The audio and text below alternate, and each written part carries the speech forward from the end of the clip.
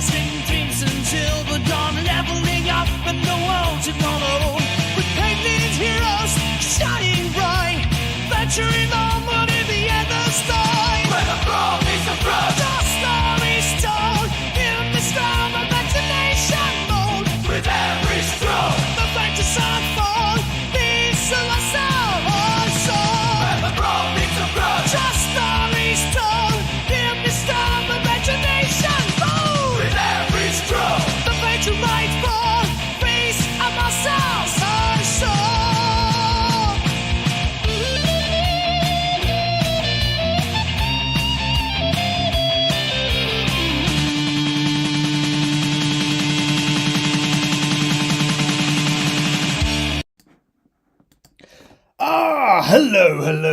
Hello there, people of the internet. Welcome to Minis and Muscles, the only place you need to be on a Friday where the brawn meets the brush. So we are a geeking hobby channel. We talk geek and we paint miniatures and just have a lovely little community every Friday here live at 7 p.m. or most Fridays here live. Some of those... JPC, greetings, sir. How are you? Those astute people last week will have noticed there was a rather short video that was scheduled for our 7 p.m. slot last week. That is because, unfortunately, I had to attend a funeral, which wasn't so great, but it was a lovely day. So I decided to put a quick video that I've been promising for ages, and that's how to paint eyes on your miniatures. A really simple video, all right? Do not judge the mini by the way that I was painting in it. It was thrown together very, very quickly for a D&D game that I was running for my friends. Oh, JP's saying in chat he's not stuck at work. Huzzah! Finally, JPC, you are here live with us. This is fantastic. But yeah, on the eyes painting miniatures video, don't judge the mini. It was thrown together very, very quickly. And I threw a load of paint on the face just to restart it again because it was obviously painted beforehand. And then I just go through in that video, it's only short, about 15 minutes or so, how to paint eyes. Very, very simple technique. So, if you haven't watched that, I suggest you go back at some point and go and watch that, guys. Anyway, it is Friday. We are here. We have made it to the weekend. Welcome. Let's slow the pace down a little bit. Let's relax into the Friday evening and let's get our groove on with some models, shall we? As we do on every week. When we have our lives, we paint some miniatures. This week will be no different. We will be continuing our diorama build. So just to quickly hold up what we're doing. So this is our diorama. We've got the little fence. We've got our little traveller on there selling his wares. And we've now got a tent on here. So I did say I'd find a toilet, but a mimic toilet, but I didn't have a mimic toilet, so I went with the next best thing, which is a mimic tent. So we have a mimic tent on the diorama, so that I think I'll probably paint that today actually to get that finished. There's not a huge amount on that to do. So we're going to go through that. What else are we going to talk about today? Well, just a selection of things actually through today's theme, so it can be... If you're going to join in the chat, please do join in the chat and respond to what I'm talking about. However, if you want to talk about something and you want to change the topic of conversation, please do. You are more than welcome. Providing it's geek chat only, Pokemon, Warhammer, D&D, tabletop games, board games, anything like that, video games, I'm happy to talk about, as you well know. So yes, please do stick it in the chat, have some conversations, let's get that going. Excuse me, coughing up my guts. Optimus D, any Warhammer purchases recently? Any Warhammer purchases recently? Yes. I don't know if I've shown you guys actually. Let me grab it. I'll show you. Stay there, stay tuned. I haven't left you. Elvis has not left the building. So, I did get a Warhammer purchase, not official Warhammer, right? However, it is a Warhammer purchase. I got this bad boy. I've just primed it. So this is a proxy for Mortarion, the evil bad guy. one of the oh gosh, what's it bloody called? The army. Oh flicking heck! The army's just gone out of my head completely. You know me, and I forget things. But anyway, Mortarion. This is the female version. The reason why I got this is because Mortarion is a rogue space marine. This one is a rogue battle sister. So it's a female. She doesn't look as lovely as our battle sisters, but it is a cursed battle sister. So I thought that'd be a fun one to paint. So that is what I've got. What else? Oh, I did make a purchase actually. Death Guard. That's it. Mortarion is the the equivalent of Guilliman for the Death Guard. Oh, dear me, I forget so much. What I did get, so I got that. That was a couple of weeks back actually. I got that, but I haven't said anything about it. But I did order the new Blood and Zeal box set, which is a Kill Team box set for Warhammer. Kill Team is a sort of small skirmish game of Warhammer set in the 40,000 realm. So that's sort of sci-fi futuristic realm. But it's small teams. You just play one team at a time. And I just got that new box set because one of the armies within that box set is going to be part of the Adeptus Sororitas, or the Battle Sisters army faction. So I've got that. That is on pre-order. So I don't know when that will arrive, but that's fine. But yeah, that's the most thing I've bought. Has anyone else bought anything recently? Optimus, JPC, what have you built? Or sorry, what have you bought and what have you built and painted? So what are you guys working on at the moment? That'd be lovely to know. Optimus D is saying the new Old World Cathay army looks interesting. Yes, I saw that on is it Adepticon, which is the Warhammer release sort of event that happens. They do like a live stream like we're doing now, and they talk about all the new releases for the up and coming months for Warhammer. And it's not called New Old World, it's called Old World, which sort of refers to the original old fantasy style Warhammer figures. I've still got a few dwarves actually that I've got in my own collection. But yeah, the Cathay army does look quite cool actually. I just can't bring myself to go and buy another army. I've got Battle Sisters, I've got Space Marines, and I've got Orcs. That's enough, man. I don't need any more. I can't remember the bloody rules for my Battle Sisters, let alone for everything else. But yeah, what about you, JPC, and anyone else online? What have you bought recently, model-wise? What are you working on? So yeah, general chat for today is going to be an update on my personal projects, what I'm doing, recent hobby purchases, which we kind of touched lightly there, any sort of notable Warhammer sort of updates or D&D updates that I've got, and just random chat about everything really. So yeah, that is that. We will continue our diorama. So with sort of no further ado, I'm going to unplug our cable for our power for our camera, and I'm going to switch over to our top-down view. Ah! What's happened here? Oh, silly me, I didn't turn the bloody camera on, did I? Never mind, there we go. Oh, man. Okay, so. Alright, so we'll all remember our lovely little people that we've been painting over the past few weeks. Let's bring that one there so you can see. So we've got our sort of four main characters that we've been painting. They're pretty much done. There's a few touch-up things to do, but they're pretty much done. So I'm happy with those as they are. And then we've got, let's move those out of the way, and we've got our scenery. So I'm just going to zoom out slightly because I have done some little extras to our scenery. Let's bring that into view a bit more. Excuse the lamp here, it does get in the way a little bit, but you can get the drift. Right, here's a pointer. Okay, so we've got our track that I've made. If you remember the last time we did our live stream, I was putting little pebbles in here, trying to make like a cobbled track.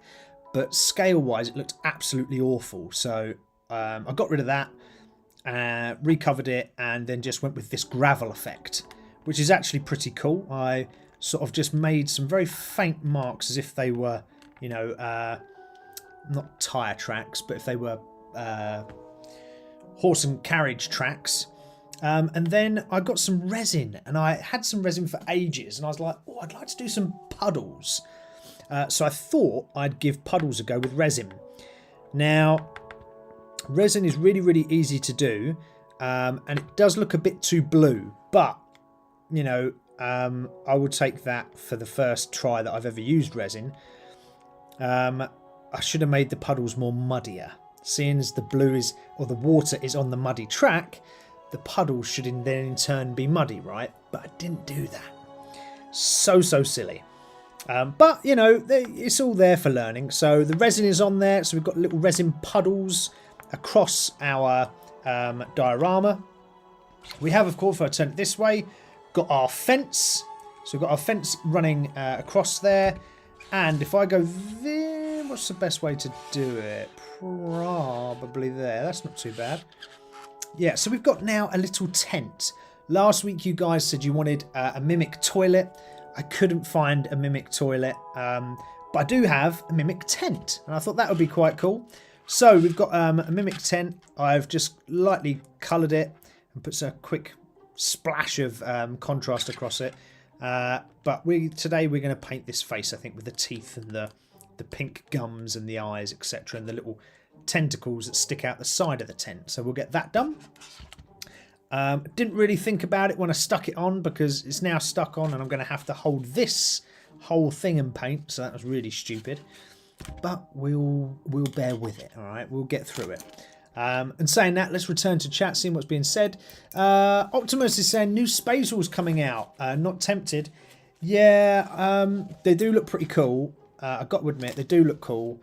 But again, it's just like another army, man. It's so expensive, isn't it? Like, and I've got a huge pile of shame, as you guys know, and I just can't justify spending the money. And then even if I was a millionaire, right, say tonight, because I'm going to win the 202 million, by the way, on the National Lottery tonight. So if you guys haven't got your ticket for the Euro Millions tonight, get your ticket if you're in the UK. For those outside of the UK watching, we have a lottery here.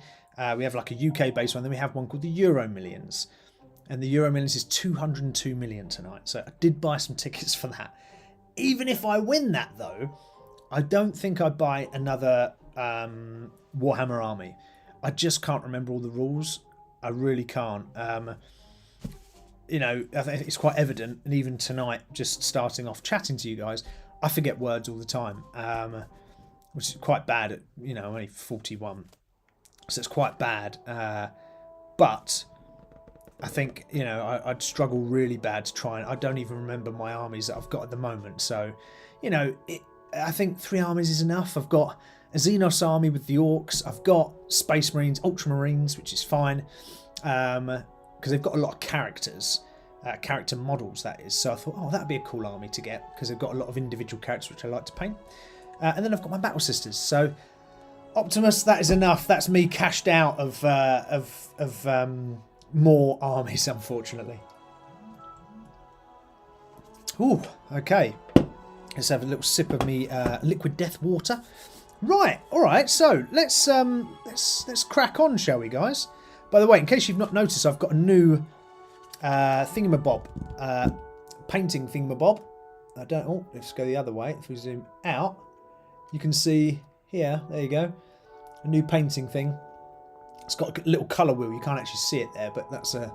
I'll move that. There you go. It's like a little colour wheel, which is quite cool, and it's quite a nice little way to paint. It's a bit bigger than my last one as well, so that's cool. Right, let's get into position.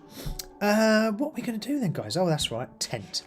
So how are we? How was your week, first of all? I haven't asked you that question yet.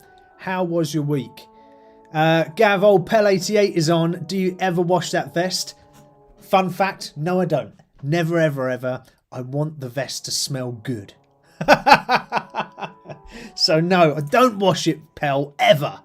That's just, you can't wash it. Why would you wash a vest? Why would you do that? You can't wash a vest, right? Everyone wants to smell good, right? So, blatantly, don't wash your vest if you want to smell good. Surely. But no, I do wear the same vest. Good spot, pal. I do wear the same vest every week. Just because it's... Well, it's just the vest I wear. So let's grab some colours. How are you all anyway? Are you all keeping alright? Have you all had a good week? Tell me what your week's been like. JPC, you're not stuck at work. So why, JPC, are you not stuck at work? This is unusual for you, being across the pond.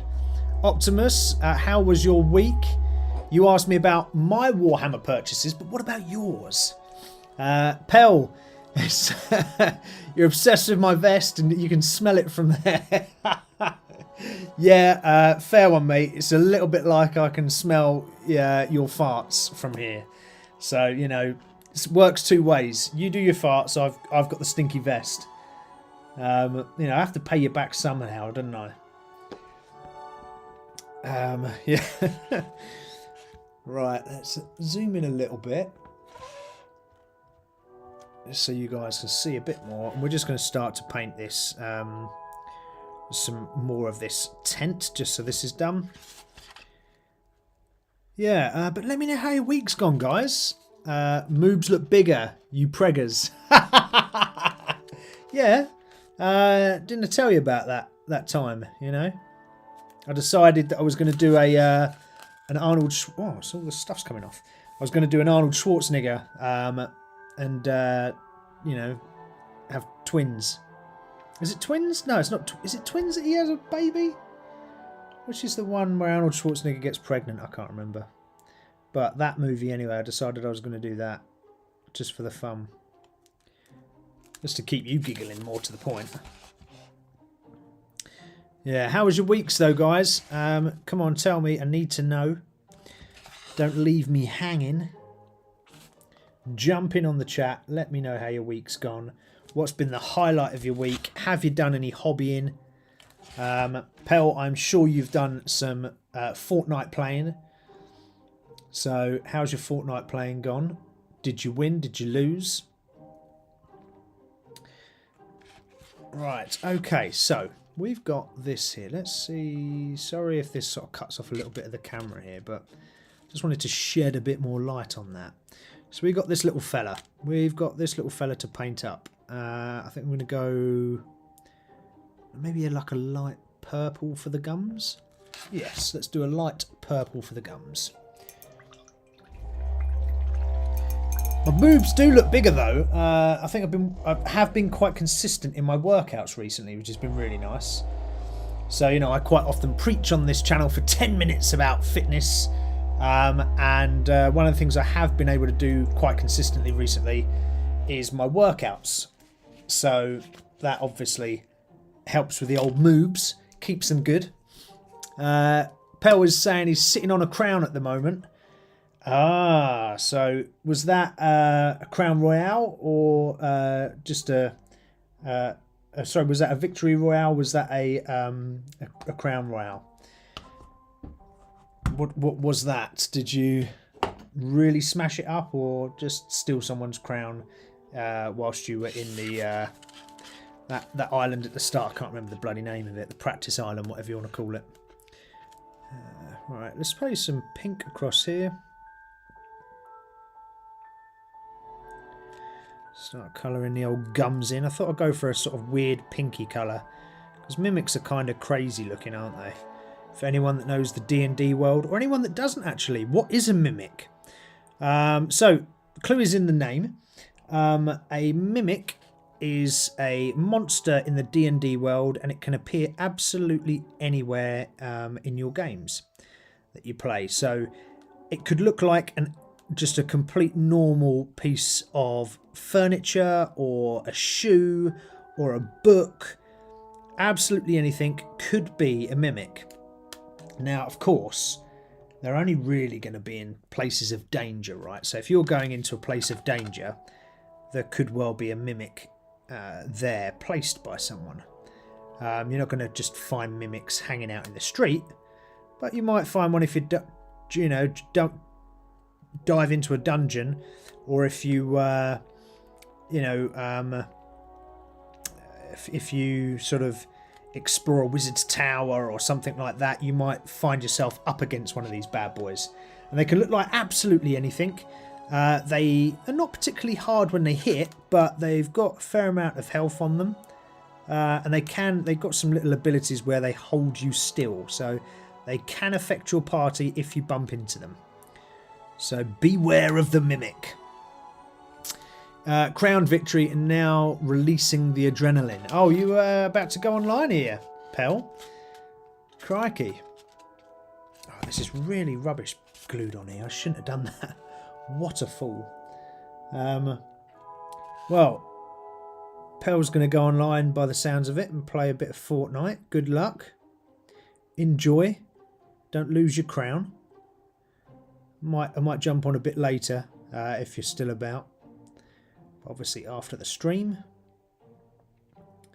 What about everyone else? How's your week's been? You're not telling me, guys. I can see you all sat there and you're not talking.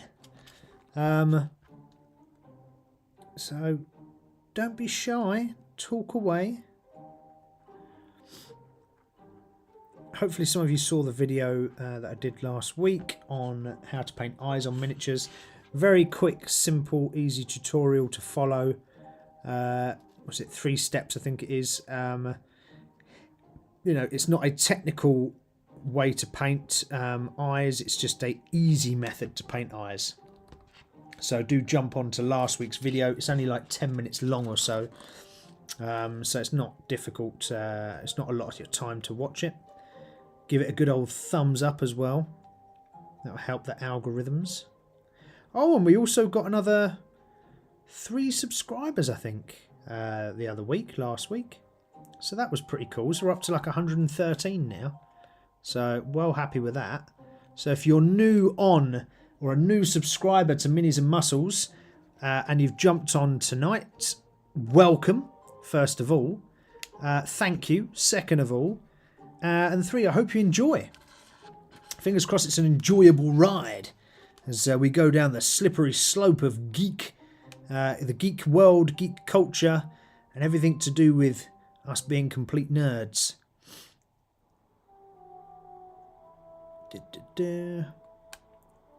Oh, you'll also find out that I had my music playing that I have every week in the background. So I use Pocket Bard, an app called Pocket Bard. It's very, very good. And last week in my very short stream, kept on cutting out on me, and there was, I think it was an update or something like that, and then my subscription ran out and I was like, oh god. So I made a right old mess of the music on last week's stream, but never mind, we'll get there. I need an extra light coming right down from here, don't I? Because it's not really bright enough for you guys to see, I don't think. So all I'm doing right now is just painting the gums of the mimic. I'm not worried too much about going over on the teeth at the moment because, you know, I don't need to be tidy at this point. Actually, I just need to get coverage in just so the areas inside the mouth are covered. And then I will be more selective with painting the teeth. Right, that's probably about it.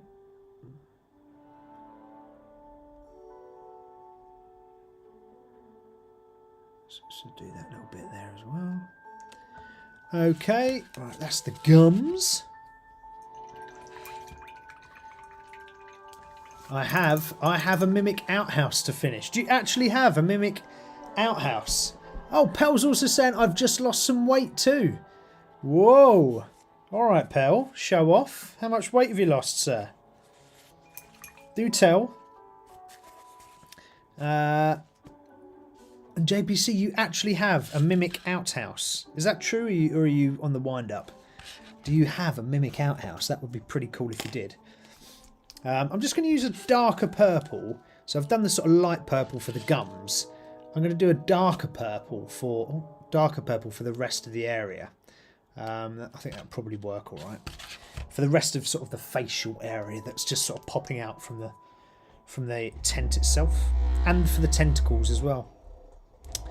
So yeah, mimic outhouse. Anyway, yeah, you have to stick some pictures in the chat or in the Discord, JPC, and let us see. If you haven't joined the Discord of Minis and Muscles yet, you can go across, use the link in the top of the bio for the page, and you will see a link to Discord there. Jump on into the Discord. There's a couple of channels in there just to chat minis and all the rest of it. Jump on in there. Oh, is JPC saying, yes, I've primed it and sprayed it. Warlord pink so far. Nice.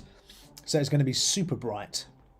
It reminds me a little bit of a friend of mine who's got a Tyrannid army. And his Tyrannid army, he's painted like the main colour is like neon pink.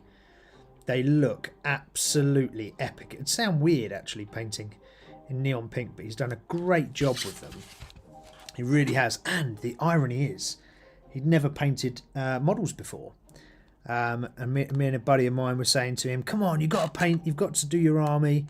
And he's like the classic, you know, he was in my D&D group, and, you know, he asked me to paint his miniature for him, which I didn't mind, actually. But he's one of those, traditionally, that has never painted anything. And only now has he painted. And he actually quite likes it. He doesn't like to admit it, but he does like it. And he's done a really good job. Like a proper cracking job of painting his Tyrannid army, and they're pink. Bright pink. So I think your mimic outhouse will look very good, JPC. You can see Pete's awesome Angron in the Discord. Yes, you can. So another guy that follows the channel and contributes in the Discord and things like that is a guy called Pete. I've known him since my days in the army, and Pete does commission painting as well, and he paints for lots of different people, including the guy that I'm talking about with his bright pink Tyrannids. Actually, the Angron is for the same guy, and he has painted Angron for this guy, and he's painted Angron, and it looks absolutely awesome. And you can see photos of that in the Discord. We've got a little channel in the Discord for minis. So just drop your pictures of your minis in there. If you're painting something, stick it in there. Get it in. We need to see this stuff. So sorry guys with the camera angle on this is making it very awkward. I can't zoom in because otherwise you'll lose it, and I can't really paint it that easy. So I'm sort of really struggling to paint this, the mimic tentacles and bits that's popping out from the tent. Right, okay, that's that. Let's go around to the face. Yeah. What else was I going to talk? I was going to talk about something, and I've completely forgotten what I was going to talk about. I shall take a look at my notes in a second. One of the things I was going to talk about was D&D, because I'm painting a D&D diorama, right? I was going to talk about D&D miniatures versus Warhammer miniatures. Don't worry about that, I've painted over the eye, we're going to go over that in a sec. So D&D miniatures versus Warhammer miniatures. Firstly, what's the difference? Well, for those uninitiated, they are two completely different games. One is a tabletop role-playing game where, you know, you kind of act out as the characters you play, and the other one is a tabletop game, a dice-based tabletop game. Both are very, very awesome. I can highly recommend them both. They're super cool games to play. Do I have a preference? Not really. I probably prefer playing D&D to Warhammer, just because it's more interesting to play. But I love painting the Warhammer models. Now, you know, I was talking a minute ago about Warhammer models compared to D&D models. Is there a difference? Is there much between the two? Well, there is. Firstly, there's the scale that's the difference.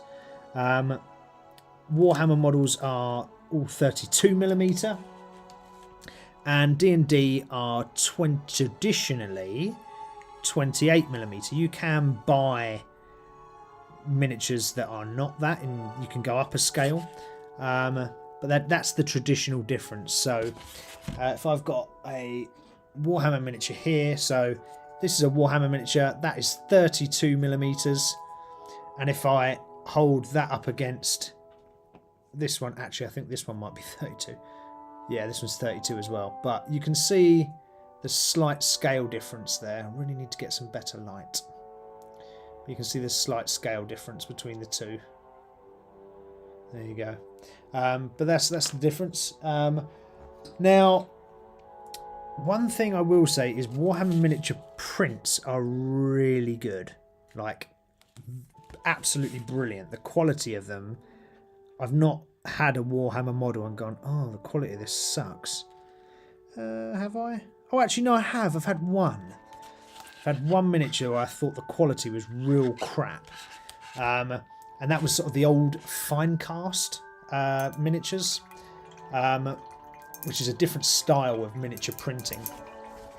Whereas D&D miniatures vary. The official WizKids ones, pretty naff. Otherwise, the others are not too bad, actually. You can get some, like these ones I've got here, some 3D printed ones or resin printed ones off of things like Etsy are really good. JPC is saying, Steve, do you ever play board games? Yes, I do, sir. I've actually just sold a load of board games on Vinted. So there's a second-hand sort of reselling app called Vinted. And I've just sold a load of board games on there because I don't have enough time to play them all. But I've got a brand new board game over there that I got from a Kickstarter. So a Kickstarter that I backed a while back, and it's called Rings of Chaos, and it looks really cool. I haven't had a chance to play it yet. Surprise, surprise. But it does look awesome. So I do play board games and I absolutely love them, and that's kind of what got me into, or back into, should I say, trying Warhammer and Dungeons and Dragons, because I got a board game and I was playing board games quite fairly regularly at the weekend, and I bought a Dungeons and Dragons board game that was sort of like a really simple intro to it. And I played it. I was like, oh, this is freaking epic. And I did have Hero Quest anyway, which I hadn't played for some time, but I did have Hero Quest, the original from the 80s. And I played that, and then I went out to my local game store and played D&D there for the very first time, and that's where I met a few of my buddies that I then ended up DMing for, and it was absolutely awesome and I loved it. So yeah, I do play board games. Do you have a favourite, JPC? I'm picking up Mass Dive Darkness 2 this weekend. Massive Darkness 2. Yeah, nice. Not heard of it, but I would be interested to see it. You should definitely log some photos in the old on the old Discord, because I love stuff like that. I do love board games. I've got a couple, like I say, that I just haven't played. I sold a couple that I haven't played, and I've still got some left. But like, I just wish I had loads of time to play them all, and stick a review on here or something, online for people to have a look at and watch. Because I do like board games very, very much. Well, I like board games and D&D and Warhammer that much. Even when I travelled out to the US for work, when I stayed there over the weekend, and I've stayed there in the evenings, I've gone and played Dungeons and Dragons at a local game store close to where I was staying in a hotel, just because it was fun. So it was pretty cool.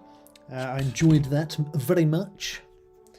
Let's go for sort of darker Morghast Bones. This sort of yellowy colour for the teeth of the little mimic.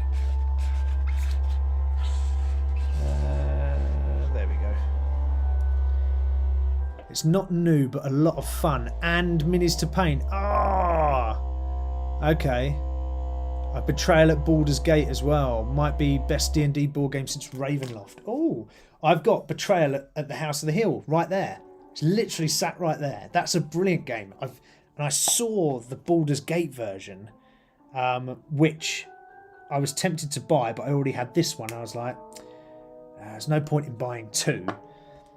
So yeah, I would love to play that. That would be cool. So like I say, the original that I've got, the Betrayal at the House of the Hill, is awesome. If you haven't played that board game before, honestly, and you don't mind a little board game, get that. It's brilliant. The twists and turns in it are so good. They really are. Like 1 minute you'll all be trying to do a task together, and then all of a sudden something will happen in the board game to change the scenario, and you're going to be up against everyone, or someone will turn against you, or it's really, really good. And there are so many options for how it plays. It makes it a game that you can play again and again. So it's a cool game. That's called Betrayal at the House on the Hill. If you've not seen it, go get it, because it's a really cool game. I'm trying to work out which way is best for me to paint this and get it in camera. So what's the difference then between Betrayal at Baldur's Gate and Betrayal at the House on the Hill? Is there any difference, JPC? There's my question for you. I'm not sure, because I've seen it advertised, but I've not played it, so I don't know what the Baldur's Gate version brings. But I assume some D&D style coolness.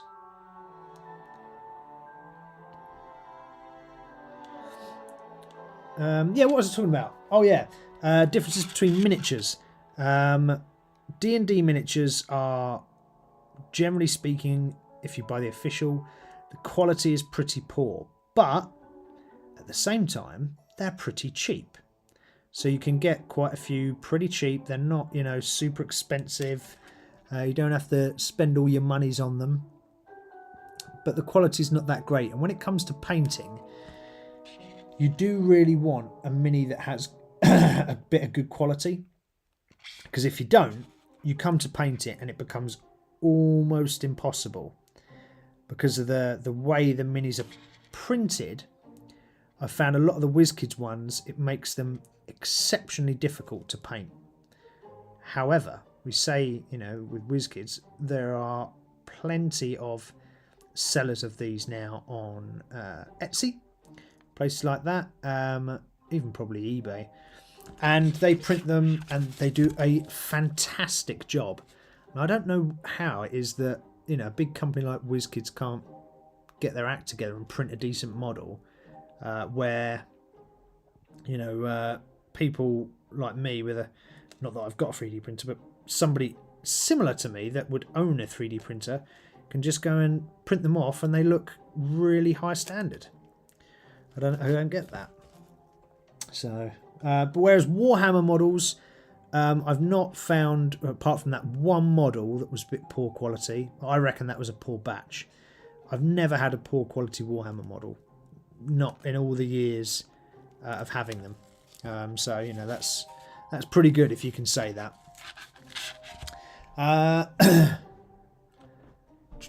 Yeah, all Dungeons and Dragons not associated with Hill's Haunted House. Yeah, got you. Okay, so we were talking about Betrayal at the House of the Hill, which is a multiplayer board game. It goes up to about 8 people, I think. Let's have a look. I can't see from here. But yeah, I think it goes up to about 8 people where you can all have a character in the game. And JPC is talking about Betrayal at Baldur's Gate, which is a D&D version. So that would be pretty cool. I'm sure that would be quite nice. Well, you never know if I ever make it out to the US, JPC, where you are.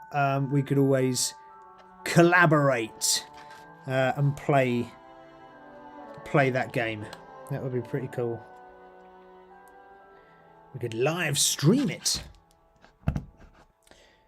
There we are. So we're getting the old mimic done. He's slowly getting there.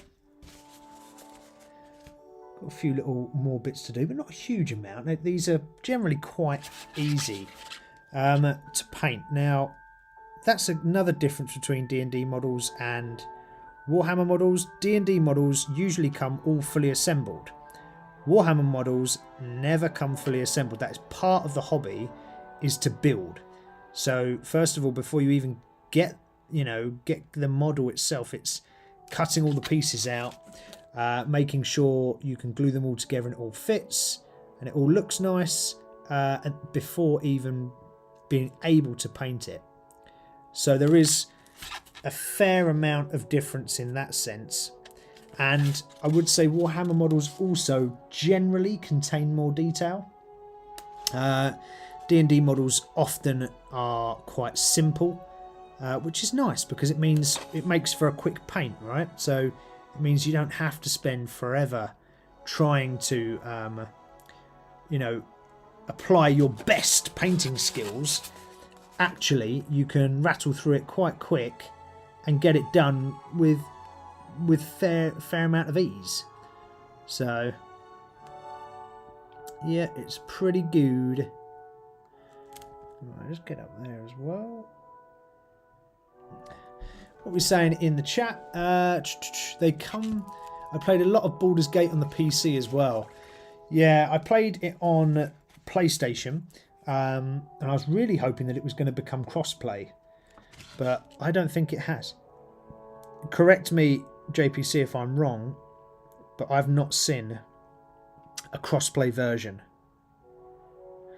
It would be very cool if it was, because I know a few PC gamers that I could, now including yourself, that I could play Baldur's Gate with,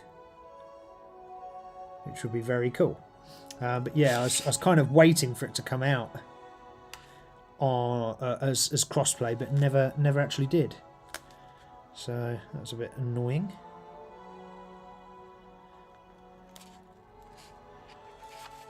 Oh, that's what I was going to do. There's a little tiny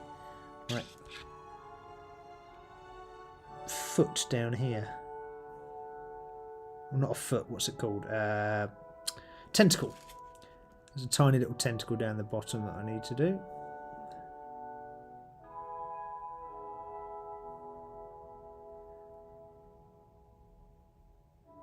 There we go. There's that done. That started looking sharp real quick. Yeah, it's a real simple. Oh, come on, there you go. It's quite a simple model. There's not a huge amount to make it, difficult to paint, so it should come together pretty quick, is what I'm hoping. And then it just allows us to crack on to the next part, But yeah, this is quite a, as I was saying, D&D models are quite good for that generally. They do come together pretty quickly. Whereas I think Warhammer figures generally, it takes quite a bit of time for them to come together until you can go, oh yeah, I really like that. That actually looks really good.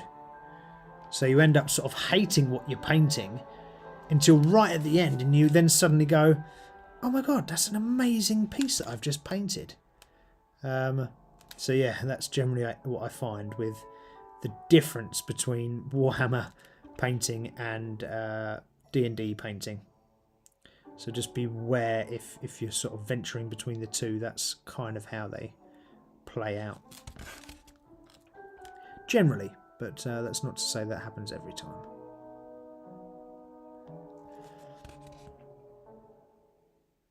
Here we go. Oh, he's got some tentacles up here as well coming out the tent, so I'll have to do those. And it's just sort of the wood now, really. Yeah, okay, so it's the wood and one tentacle on the side. That's alright. There we go. Let's just flip this on the side.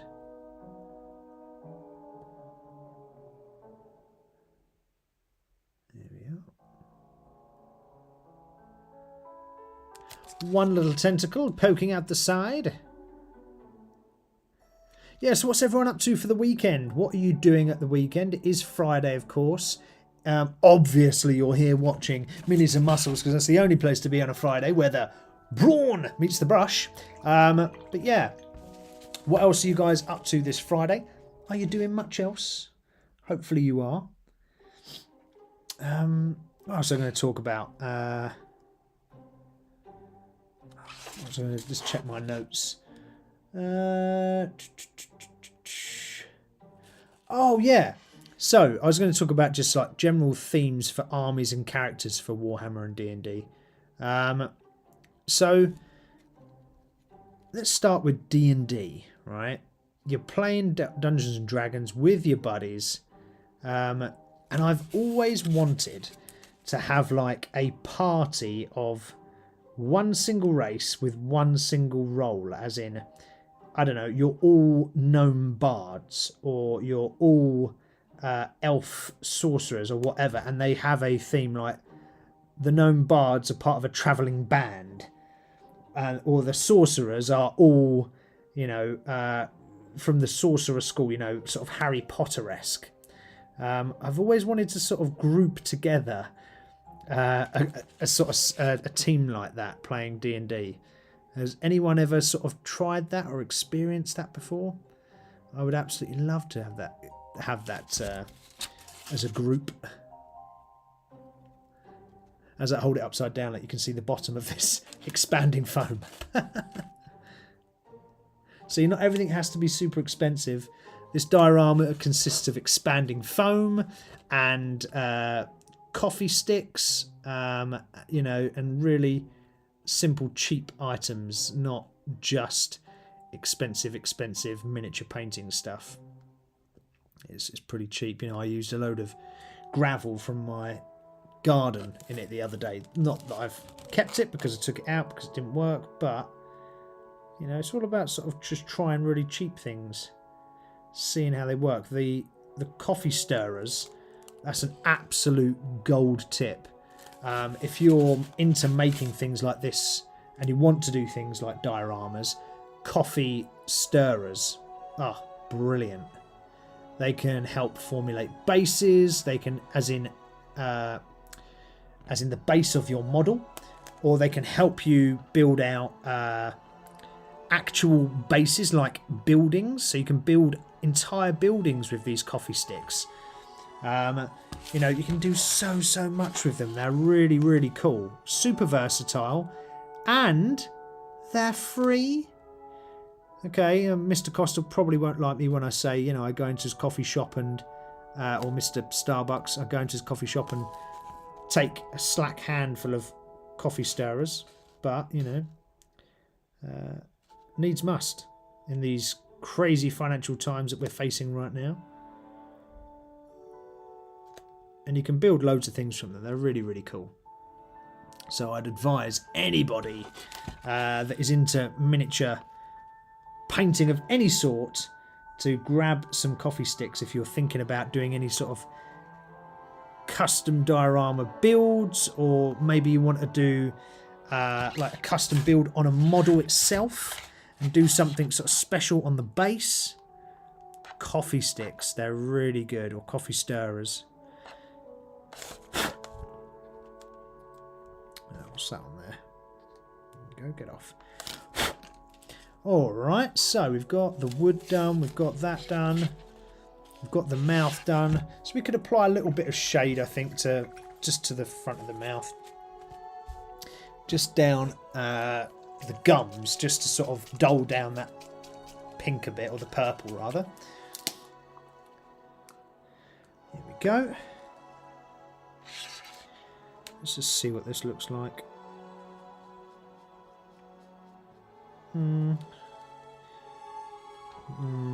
It's okay. It's maybe sometimes with doing contrast paints like this, you've got to use it really sparingly, because if you have too much, it really does ruin the model. Like, there's a lot on the actual tent skin itself, because I wanted it to give it a kind of weathered look. So you then don't want loads of this on the rest of your model. It just detracts and makes it look shit. So that is a big tip, I'd say. Go sparingly with this stuff, because you know, you don't want it to just ruin what you've just made.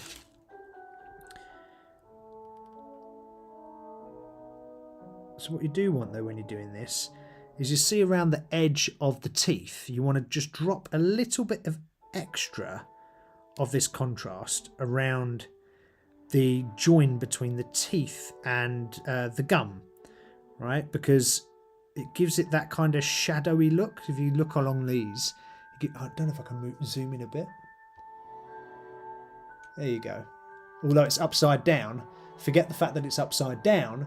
Just look at the edge of the teeth. You can see that sort of dark shadow, and it just brings it to life a little bit more. So swing this around here. Sorry for the poor camera angle, because I just want to get a little bit around there.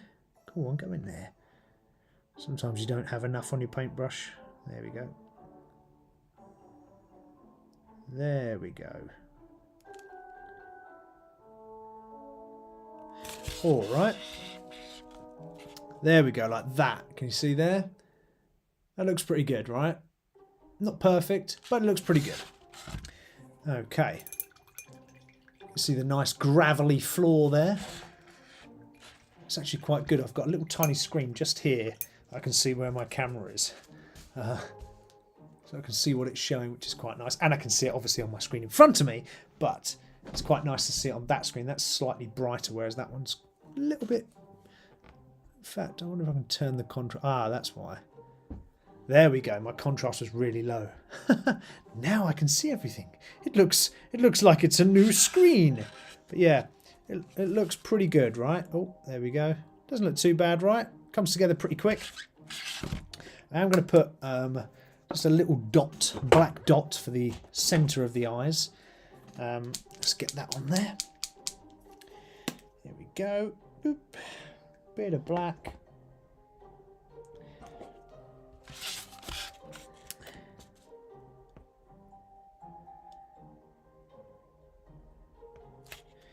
Now it's my wobbly hands.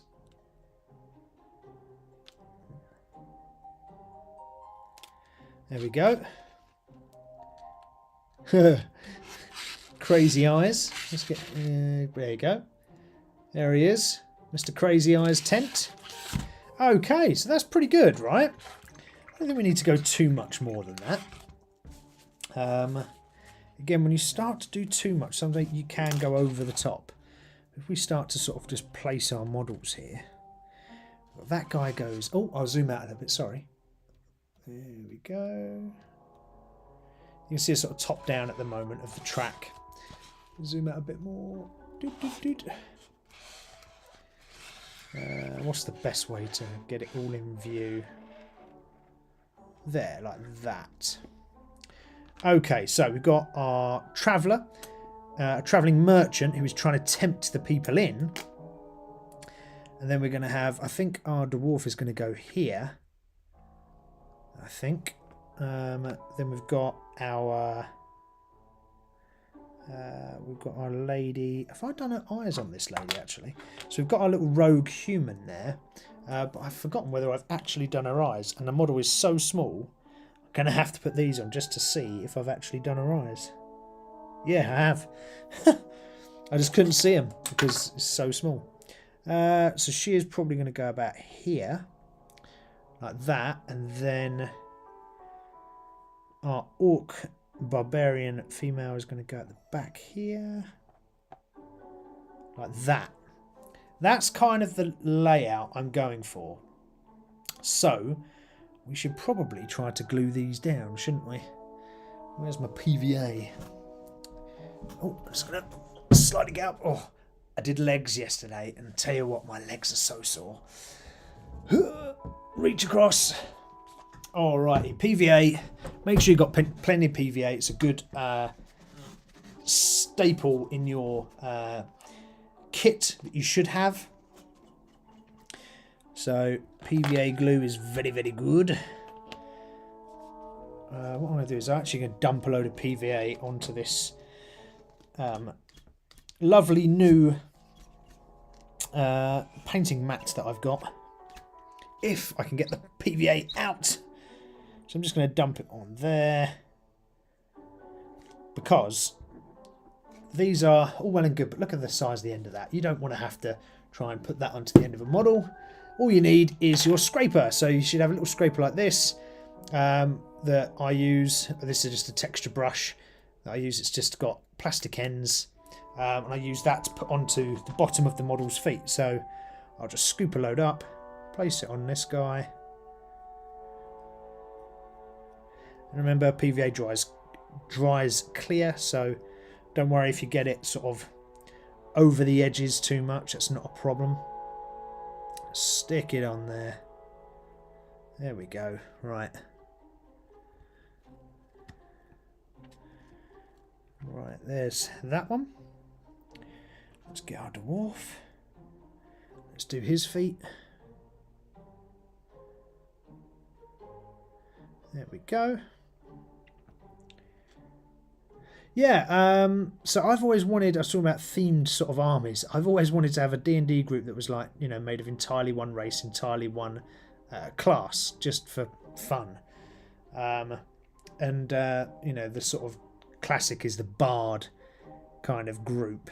That would be hilarious, you know, to just have a load of bards all in one, all from like one family or something that, you know, you have a song that you pre-planned together and all the rest. It would just be so good.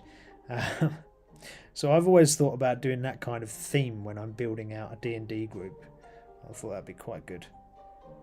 Has anyone else thought about any themes that they would want to do if they were ever playing D&D or if they're playing Warhammer? I mean, in Warhammer it's slightly different. Of course, you're going to have your armies, which are already sort of segregated as such.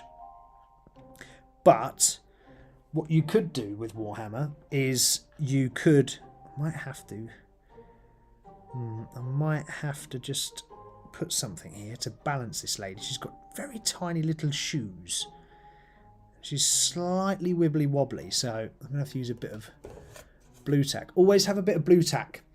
So blue tack, I don't know if this is called blue tack in the US, but just have a bit of this close to hand, because it's really handy for doing things like this, propping up models or covering bits that you don't on your model that you don't want to paint. In this case, I'm just going to stick a little bit here just to hold her up.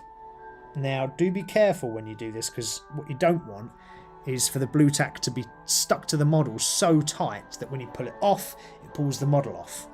But you just want it enough just so you can balance... Oh, crud. Balance the model just in the right way. There we go. Got that one. Then it's for our orc. Let's put some on here. Yeah, I was talking about Warhammer models and sort of creating a theme. Now, it's not the same as D&D where you've always, you know, got one class, one race. But you could go kind of similar fashion. You could think, right, okay, I'm going to have a Sisters of Battle army, and all I'm going to have is just Sisters of Battle squad. I'm going to have nothing else but those squads. Or I'm going to have nothing else but the Flying Seraphim squads, etc. So you could, in theory, just have absolute one-track mind in your army. You could have something like... oh, what's JPC saying? I'm masked with silly putty. Yes, blue tack is the same thing, man. Well, very similar as silly putty. It's not the same, but it is very, very similar. Let's just get that underneath the back of her. Right, okay, so that is our diorama pretty much done, I think. Although the dwarf cleric looks very clean, I intentionally wanted him to be looking clean because he's a cleric. So I thought, I'll just keep him clean because, you know, he's doesn't want to get his robes dirty. Whereas the rogue, she does have a bit of shading in her robes and her cloak, things like that, as does the barbarian orc. They all seem to be facing the right way, so that's looking pretty good. So hopefully that will glue in place. Right, let's... how are we going to move this? Right, let's take that away. So there we go. In fact, if I swap screens, let's swap over to the front view. Now, if I bring this up very carefully, bring it over here. There you go. So you should, now if I just sort of rotate this round, be able to see our diorama in full. There's our orc female at the back there, look. There's our human rogue, a little dwarf. And there they are, travelling down the road, stopped by a dodgy merchant looking to sell them his wares. And then they've got a oh no, they've got a mimic tent that tries to attack them at the same time. So they're kind of being set up there. Let's just get that bit of blue tack on there like that. Oh, that didn't go well, did it? Right, I'm going to have to get a bit more PVA, I think. Let's just get a little bit more out. I just mopped it up as well, thinking I was done. Oh, I was so wrong. Right, there we go. So we live and we learn. We just got a little bit more of the PVA out just to go over the boots, just to make sure they're stuck in place. Don't worry about the PVA on the rest of your diorama, your model. It dries clear, so you will never see it. You might get a bit of an odd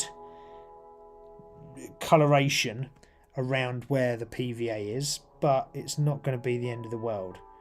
So don't panic. You know, we're not submitting this to an award or for an award, so we don't need to worry too much. This is all for fun. We've even got a little bug there, the little bug that I found amongst the rocks the other week. I've kept the bug there as well, just for fun. There we go. Get a bit more of that in there. Is that his boot? I'm trying to understand whether that is the dwarf's boot I can see. Yes, it is. I just want to fill that gap with this glue. And you can often go a bit above and beyond with PVA because it's not, you know, it's not super sticky stuff. It's not the strongest glue in the world. So don't panic if you feel like you're using a lot. You know, I wouldn't worry at all. Just slap it on.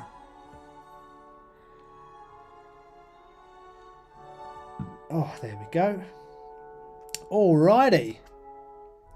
Okay, so that doesn't look too bad. Let's very gingerly move this out of the way. There's the top-down view of our diorama with the little bits of resin water running along the path. I thought I was quite like the resin water, actually, to be fair. In fact, I'm not going to put it down there because that's going to break. Where can I put it? I'm going to have to move, so let's just change camera. Boop, like that. Okay, I'm going to try and stand up without dropping this and without losing any of the minis. Here we go. We got it. There we go. Okay, I'm just putting it down somewhere where it can dry. There we go. Alrighty. Oh, not bad. That was pretty good. What's the time? Oh, it's 8:04. So, thinking of that, 8:04. Let's do our muscle moment. Every week here on Minis-N-Muscles, we do our muscle moment. Now, our muscle moment is a 10-minute segment where we just talk about fitness. We wouldn't be the place where the brawn meets the brush if we didn't talk about fitness, right? So we do talk about fitness, not too long, not too much, but just a little bit, whilst I take this PVA glue off my mat. And this week, what I wanted to talk about was competitions. Competitions. Now, the reason why I wanted to talk about competitions is because in the world of fitness, much like a lot of things, sometimes motivation, you might struggle for motivation, right? And a way to combat that is to have a competition in mind so that you have something to work towards, right? That's really, really important in the world of fitness. Trust me, I've been doing it a long time, and not just, you know, throwing weights around, but running and cycling and triathlons. And it's without a goal like that, like a competition to head towards, sometimes you can lose and fall off the wagon a bit, you know, lose the track, lose the trail, and you sort of get a little bit lost in the world of fitness. It's a bit like, I guess you could say the same with painting. If you haven't got a goal to head towards, you can kind of fall off and sort of lose your way a little. So competitions in fitness are really good. Now, what I don't mean by competition is, you know, setting yourself an unrealistic goal of, I don't know, for me, I'm now going to become the world's strongest man. It's never going to happen. Too old, too well over the hill. So it's never going to happen. However, what I could do, if I wanted to, you know, go into strongman competitions, rather than the world's strongest man, why don't I set myself, you know, a strongman competition, a local thing. It might be something in the gym, a little competition in the gym, or it might be something just between you and your buddies. So it's setting those realistic competitions and goals to help you progress to where you want to be. Because 9 times out of 10, it provides a massive motivation for you to continue to push hard and work towards something. So I thought I'd just sort of run through a couple of different competitions that you guys might well want to enter. So the first on my list is Ironman triathlons. The reason I put this in is because I've done a couple myself. They're triathlons. It is a 2.4 mile swim followed by 112 mile bike followed by a 26.2 mile run. So a long old way, swim, bike, run, but it's a really good event. Now, yes, you can try to do as best you can, but you don't have to beat the pros. The pros are doing it in like sub 8 hours for men. You know, this is ridiculously fast. However, you can sit there and go and do events and do them in a respectable time. It's not, you don't have to be literally made of iron to finish an Ironman. I guarantee with the right sort of motivation and coaching, anyone that is watching this would be able to do one. You have, I think it's 16 hours to complete it, I think is the cutoff, if I remember rightly. So it's a long old time. So you've got plenty of time to actually get yourself round the course. Now, it is quite a grueling challenge in the mind. That's the only real difficulty. Yes, it's quite, you know, far to swim, cycle and run, but actually it's more in the mind than it is anything else. These sort of endurance competitions tend to be. Optimus is saying cycling and run is easy, but that swim, ugh. Yeah, I did my first Ironman breaststroke on the swim because I couldn't front crawl. I couldn't front crawl until I went away on a training camp and an army coach of mine taught me how to front crawl. Yeah, but I couldn't beforehand, and I breaststroked the whole way. I still did it. I wasn't fast, but I still did it. So yeah, it's pretty easy. What about CrossFit Games? So CrossFit has become a real big thing over the past few years. It never used to have the name CrossFit when I was sort of teaching physical training in the military. It was very similar, but it was never called CrossFit. So it's just got this new name, but it's sort of a lot of functional fitness kind of things, like whether it's pull-ups, whether it's dips, whether it's press-ups, you know, this sort of running back and forth, short shuttles. So it's generally that sort of functional fitness mixed with high intensity. So, you know, they're really good. There's plenty of them around. You don't have to qualify for them. You can just turn up and do it. Even if you only want to take a little bit, you could do a relay with your friends and do part and part. So more than possible. We spoke about sort of powerlifting and wanting to be a world's strongest man. Those competitions are out. You know, you could focus on one core element, you know, whether it's your squat, your bench, your deadlift, but it's all sort of strength-based exercises that you have to complete. And it's sort of maximum personal bests every time. You might want to go and do marathons or just ultra marathons. There's a big sort of craze with ultras at the moment, where it's 50 kilometers, 100 kilometers. There's one that's, I think it's 100 kilometers, that's just on the South Downs, not too far from where I am. That's called the Trail Walker. It's run by the Gurkhas every year. So the Gurkhas are a regiment in the British Army, and they run that Trail Walker, and they do it for a charity. That's really cool. Lovely scenic route across the South Downs and further. With stuff like the ultras and the marathons, again, you don't have to be fast. It's all up here. It's all in the mind. It's just sticking at it, because sometimes it gets very, very boring. So it's about sort of being consistent and plodding along. That tortoise and the hare kind of approach is very, very pertinent for ultra marathons and marathons. Cycling races, I've done plenty few of those as well in my life. There's lots of different ones that you can do. Obviously we're not going to go for the Tour de France. We're not going to qualify for the Tour de France unless you're really young and you're watching this and you're thinking, yeah, I love painting models and I'm going to go try for the Tour de France. You might want to do that. But my point is, there's loads of sort of things, whether it is a jaunt, sort of a slow kind of jaunt cycle from London to Brighton. That's done twice a year, every year, I think. There's a summer and a winter one. So that's a really good way to just get on your bike and have a little crack. Or whether that's something more serious, where you join a cycling team and you actually go out and you race around places like Thruxton Race Circuit. So that could be something of interest. And then lastly on my list, I want to talk about obstacle course races. Something else really interesting. Plenty of that I did in the military, but actually that's come more mainstream, and where people pay to go and jump in mud and water and, excuse me, God, that caught me by surprise. But yeah, obstacle course races where you jump in a lake and then you have to climb up a cargo net, then you jump over hay bales on fire, that kind of thing. They're really fun.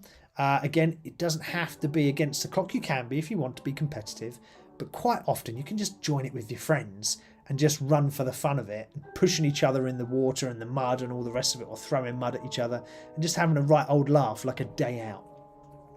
But all of these encapsulate and motivate you to work towards it, because once you've committed to something, you've paid, it's like, right, I've paid, I'm on the hook for this, I now must train towards it.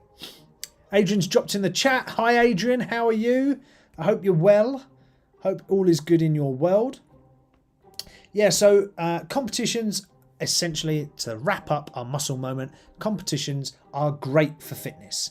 It provides you motivation and stimulation. It provides a great opportunity to show your skill set in the fitness world, or it gives you an opportunity to enjoy something with your friends. And it gets you out into the open and doing something good for the body. So well worth it. Yeah. So that was my thoughts on fitness for the day. Right.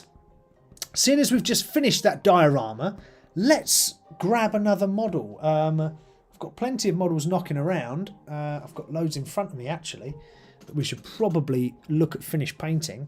So let's bring a couple of these over. There's a couple here that I really do need to paint. Oh, here we go, here we go, here we go. Oh, right. Oh, there's a backpack there somewhere.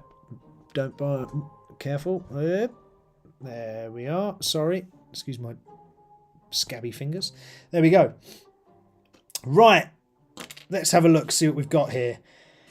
Okay, so my sister's a battle army. As we all know, I talk about this every week, how glorious my girls in a power armour are.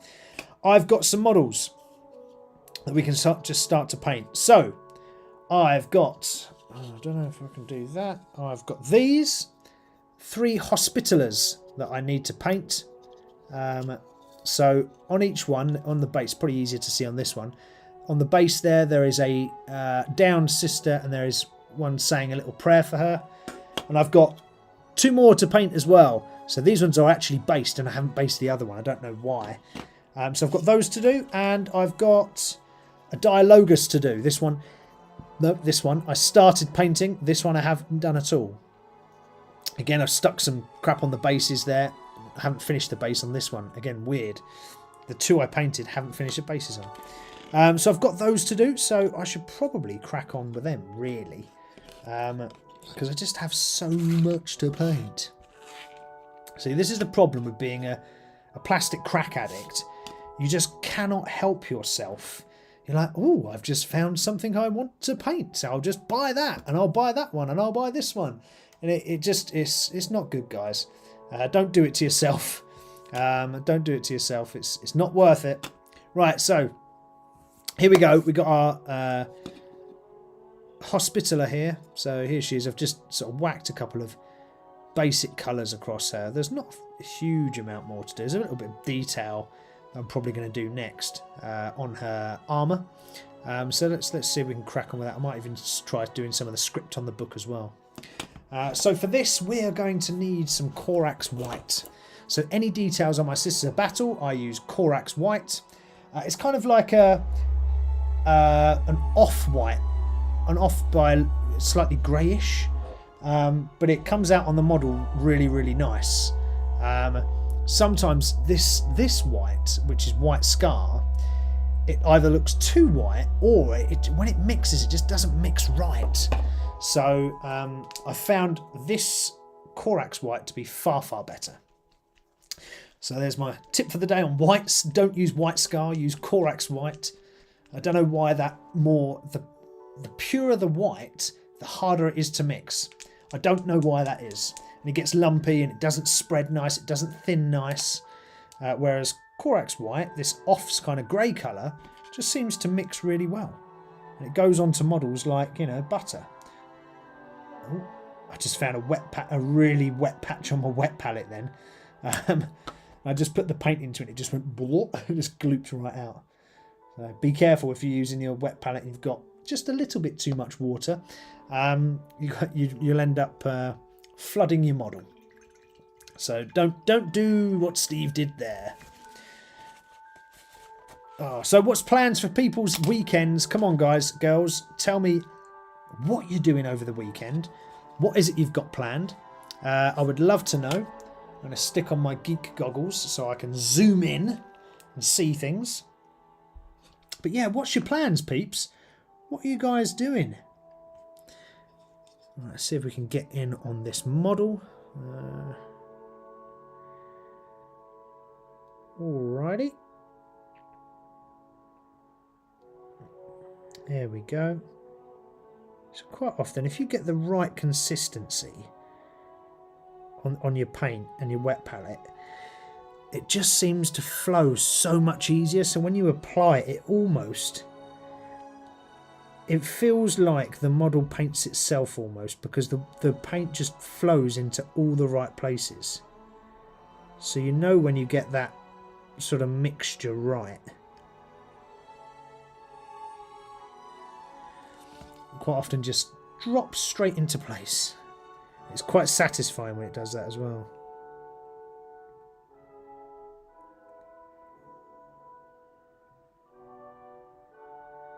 There we go.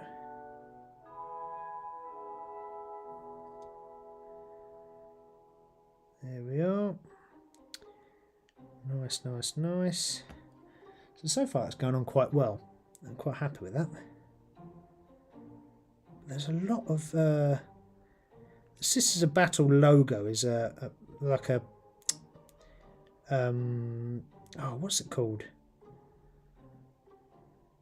It's not fleur de lis, is it? Is it a fleur de lis? Is that what it's called?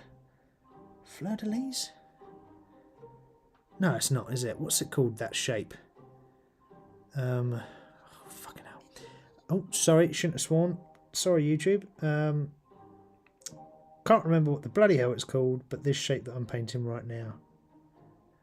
It's on a lot of things, but it's on a lot of the Sisters of Battle armour and things like that, and it's their logo, right? So Just seeing there's a lot of this logo on this one model. I'm trying to work out why. It's not like you need multiple of it. Sometimes I just get a little bit excited, I think.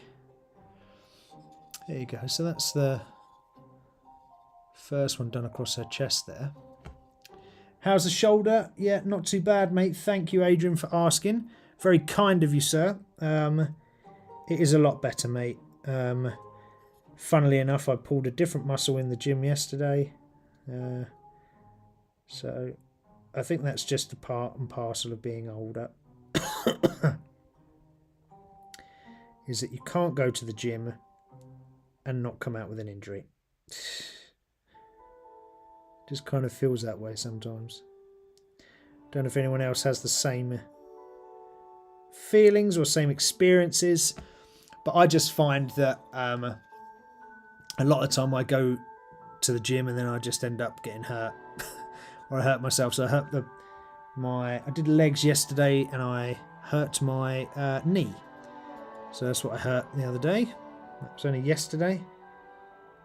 Don't know how I managed to do it every single time, but I do train hard though, so I think that's probably one of the reasons why. So I don't go in there for fun and frolicking. I go in there to work hard. Some people go in there for God knows what, but that is not my cup of tea. I go in to bloody work. So I never understand some people that sort of go into the gym and, you know, sit there and don't do nothing. I finish a set and I'm absolutely buggered. But I suppose it's just different work ethics. Oh, can I get that bit?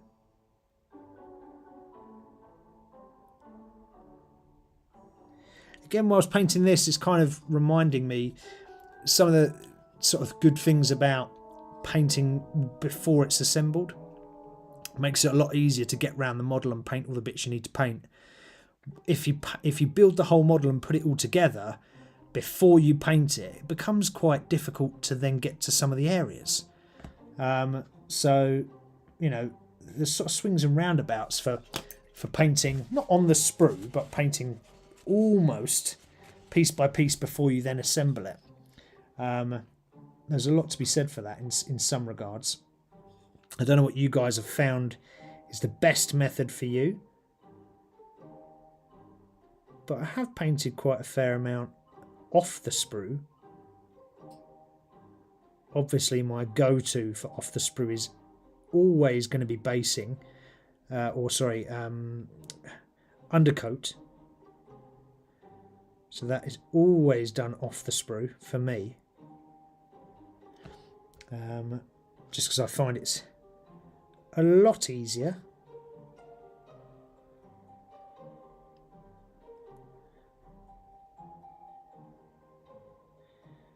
There we go.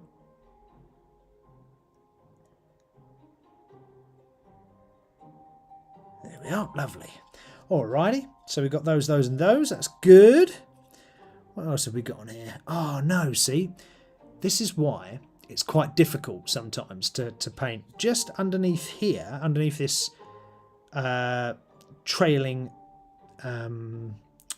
piece of parchment, is one of the symbols that I've just wanted to paint. It's right underneath here. So I can't even get to it. I can only get to part of it, which is very annoying.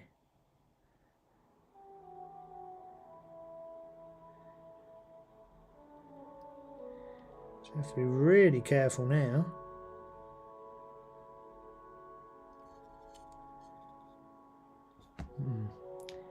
Yeah, it makes it a little bit more difficult, this does. But, you know, that's part of the challenge of painting. Oh, that was a bit too much. You see that? As I dropped that in, there's just a bit too much paint on the brush and it just fell off. So just be very careful. Less is more. Less is more. Always go with less on your brush. It's the best way to do it. Less is always more in painting.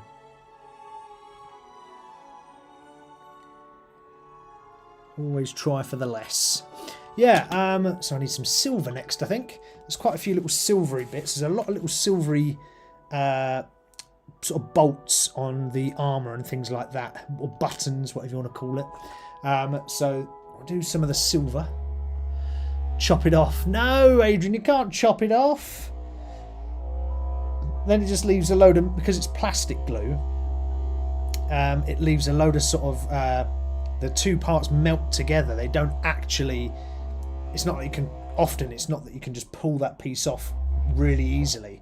You end up having a right old nightmare with, you know, trying to separate these two bits of glue. That just winds me up. So, yeah, you can't just chop it off, man. There we go. Let's just rinse that brush off because I've just dropped a load of grey onto my wet palette. So talking of difficult things to paint on your models, what's the best mini you have ever painted, the easiest mini to paint, and what's the worst mini to paint? So if you can, drop it into the chat. Tell me your best or easiest mini to paint and your hardest mini to paint. What have they been? And if you have time and you have the inclination, tell me why. Why was that the hardest mini for you to paint? Why was it the easiest mini for you to paint? I'd be very interested in finding out. Let's chuck that down there. Right, so we've got a bit of silver here to do. There's quite a bit of silver, to be fair. There's sort of all these little tiny silver studs all over the armour that I've done for all the rest of my battle sisters. It does get a little bit tricky though sometimes, but we'll give it a bash.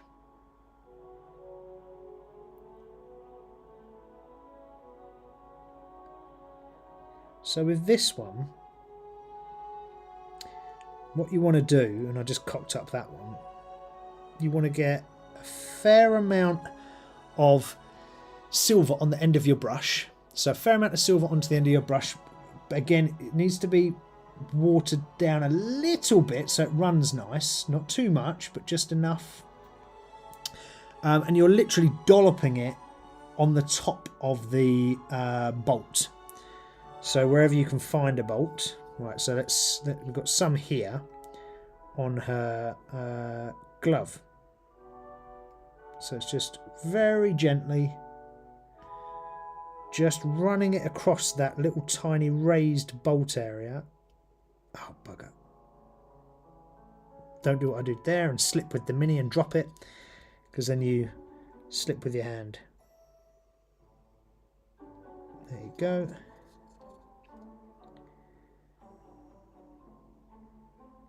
One. These are really tiny as well, and although they're very hard to paint, they're actually worth doing and worth taking the time to do,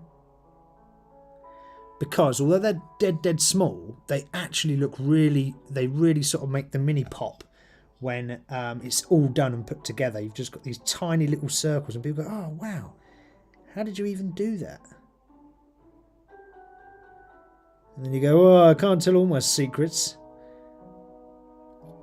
But yeah, it's quite simple, to be fair. It's just get a blob on the end of your paintbrush. Don't have it too thick, don't have it too thin. Just drop it on. So Adrian's saying his worst minis to paint are Chaos Space Marines if there's loads of trim. Yeah, they do have quite a bit of trim actually, don't they, Chaos Space Marines? So I have heard. Oh, so you've not painted them, Adrian? Is that what you're telling me? But you think Chaos Space Marines are the worst? Oh, that's a big shout. If you've not ever painted them before, how would you know?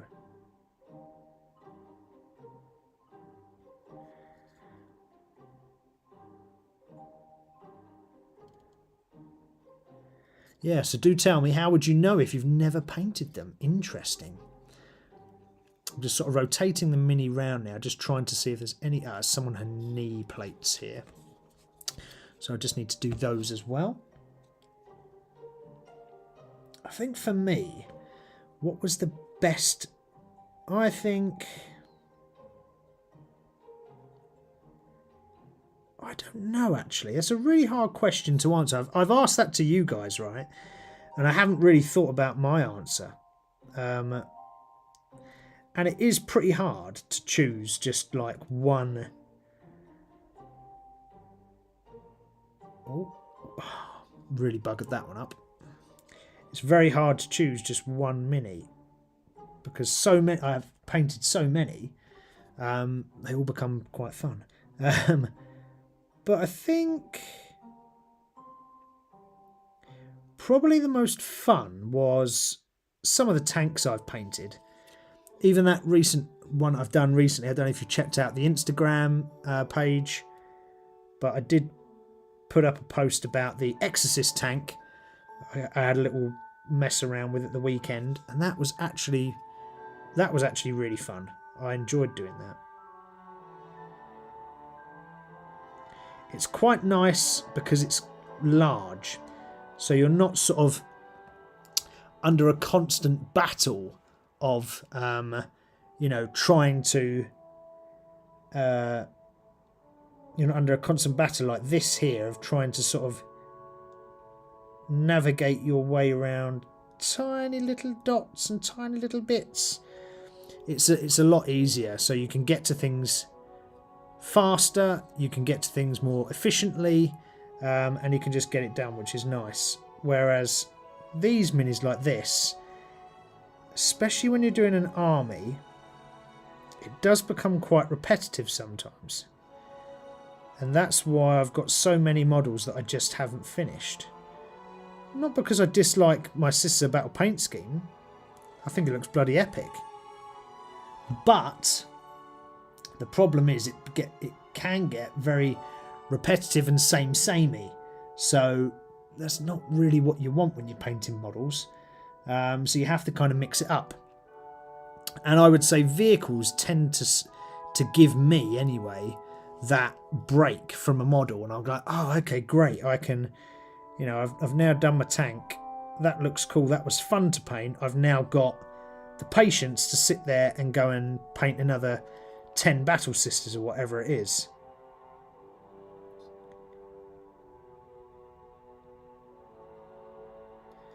So I find vehicles are probably my favourite, and I think my most favourite vehicle recently, probably that Exorcist, because it does look so cool. It really does look like an awesome mini. I don't know whether I'll use it in game because it's quite an expensive mini to run, because in Warhammer, if you don't know, every unit you take costs points. Now the Exorcist for a Sisters of Battle army is 210 points now, which is quite an expensive item in the world of Warhammer. It's quite an expensive item to run, so I'm unsure whether I will play it, but it just looks freaking awesome. It looks absolutely mega. It's got a little, I'm not sure if it's over there somewhere, but it's a massive sort of church organ type thing on top of a tank. It's bloody brilliant. It's hilarious. It's bloody brilliant. Adrian's saying, because I'm a member of the Bolter and Chainsword forum who do cross-forum painting competitions, and the CSM players always complain about the excessive trim problem. Yeah, I have, I can imagine, I've seen pictures of the Chaos Space Marines, and yeah, there is a lot of trim, there's a lot of gold trim, but the gold trim's not that hard to do. It's quite easy to run your brush over those. It's the really fine little dots and little tiny little, on these, for example, the tiny little necklaces and things like that. I find that quite hard, but maybe I'm biased. Optimus is saying, just bought a Forge World dragon for my high elves. Should be great to paint. Oh man, yeah, get that into the Discord. I'd love to see that. I bet that's bloody well cool. Yeah, they do some nice stuff. Oh, looking down as if to look through my super nerd goggles, and I didn't have them on. There we go.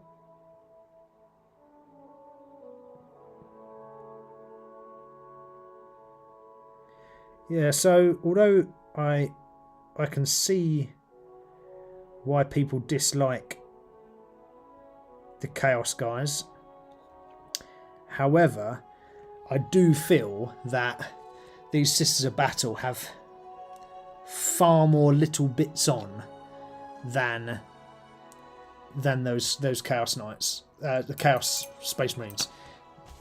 I think trim's quite easy, and I can say that because I've got Ultramarines and I paint the Ultramarines, and trim is quite fast if you get your metallics just right, in the right consistency. You can just flow straight over them, and actually do it pretty darn quick.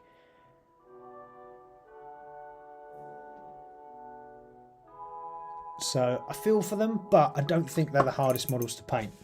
That's my personal opinion, though. Hardest model. What is the hardest model I've ever painted? It's not a D&D model because, as I said, all the stuff on them is real simple and easy. What is the hardest model? Ooh, I'm trying to think. Probably, although I've not painted it yet, probably... Oh, let's just lift those up. Probably this one is going to be the hardest model to paint. And I think that is because there is a lot of blending to do on these wings, for the kind of paint scheme that I want. So there's a lot of blending and merging of colours on these wings. I'm not particularly great at that, but it will take me double, triple the time to get done. So I think this model is probably going to be my most difficult model to paint. My Lady Mortarion, but she's just so cool. Like, look at her, she's so epic.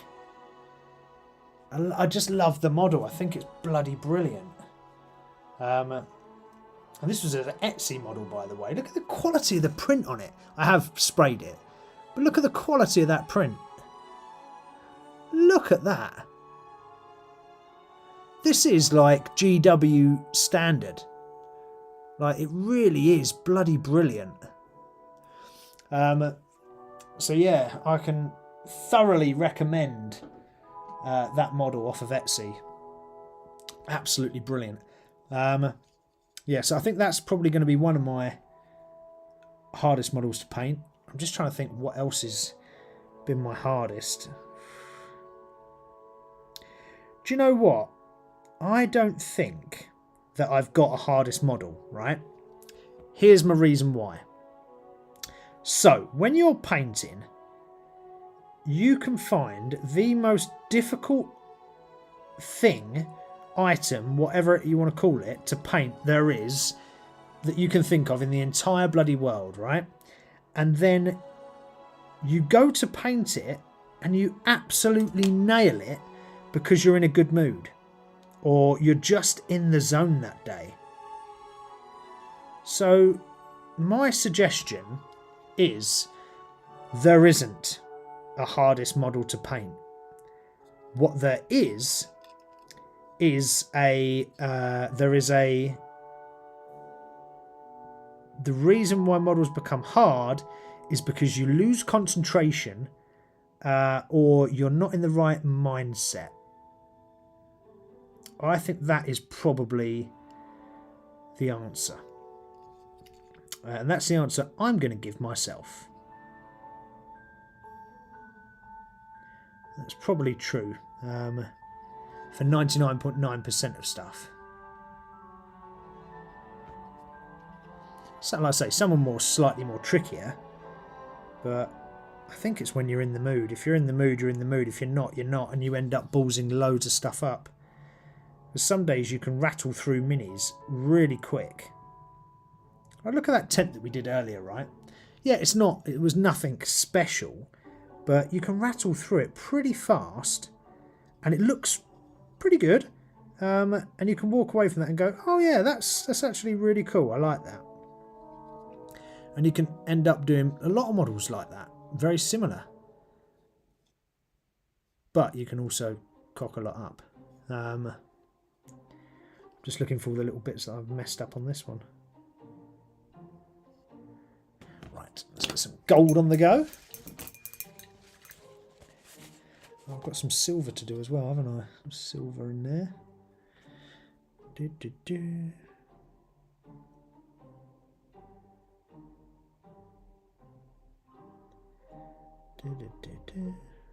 we go. Just getting some silver on that little... Is it a fleur-de-lis? Is that what it is, that symbol?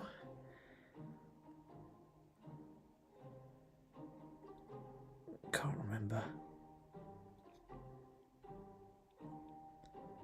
There's lots of these symbols because it's the Sister Battle symbol. There's lots of them on this model. There's another one up here.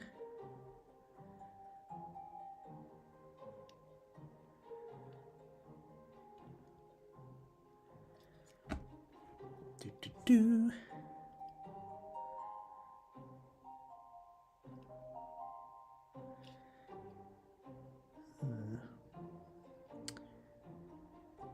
Only thing with these glasses, right, these magnifying glasses, sometimes when you're using them, you kind of lose perspective of what you're looking at, and you can't find the point where the brush touches. Oh God, sorry guys, I'm not on the right camera. You can't find the point where the brush touches the actual part you're trying to paint, and it becomes an absolute nightmare.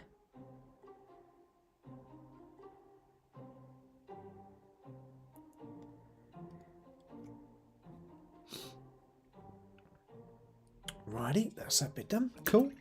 Yeah, so you kind of lose perspective. You kind of have to take your eyes away from the magnifying glass and then go back to it to find what you were looking for and how to paint it properly.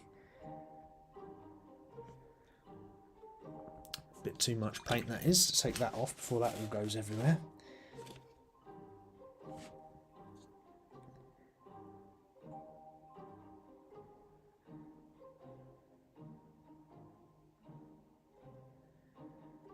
There we go.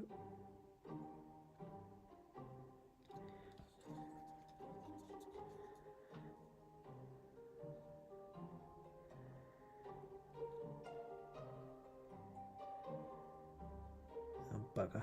Painted on her glove. Dope! Never mind. We can catch that up later.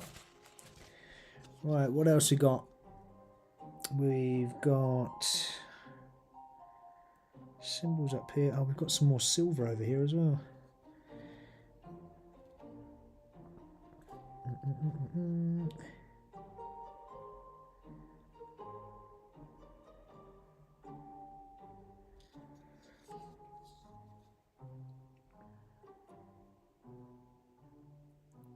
Get in there. Oh. Kind of went a bit skew-iff on that one. Oh, I've got some gunshots there. I have got some cool blood effect as well that we can pour on this model when we're ready. So I just got that the other day and it looks really cool. I'm kind of dying to use it. What's the time? Oh, 2:45, 9:45, crikey. So one of the other things I wanted to talk about tonight was hobby horror stories. And I was thinking about, you know, like we have the muscle moment. Hobby horrors, I thought, was going to be another little segment that we can bring into Minis and Muscles. Hobby horrors is a quick moment to talk about those times when we've been painting something and it's all gone wrong. So whether that's you guys that want to submit photos to me via the Discord or by email of things that have gone wrong and how, and the sort of story behind that, really. Hobby horrors. So is anyone sort of, does that sound like an interesting thing to talk about? Hobby horrors? I thought it would be quite cool, but I'm not sure. I thought I'd run it past you guys first to see what you thought. But hobby horrors, it'll be, you know, another 10-minute segment where we talk about absolute nightmare projects that you've sort of tried to do and it's all fallen apart at the last minute and you don't know why, and you know you were never to return to that project again because it failed miserably.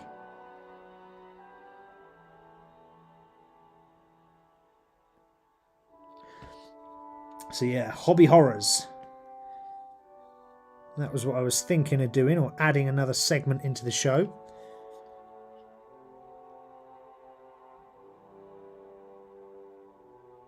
There we go. Just trying to do a belt buckle right now. And again, because it's in a really difficult position, it's quite hard to get the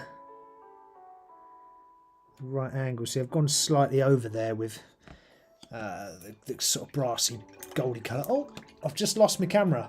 We lost the camera! Crikey. Action stations. Oh.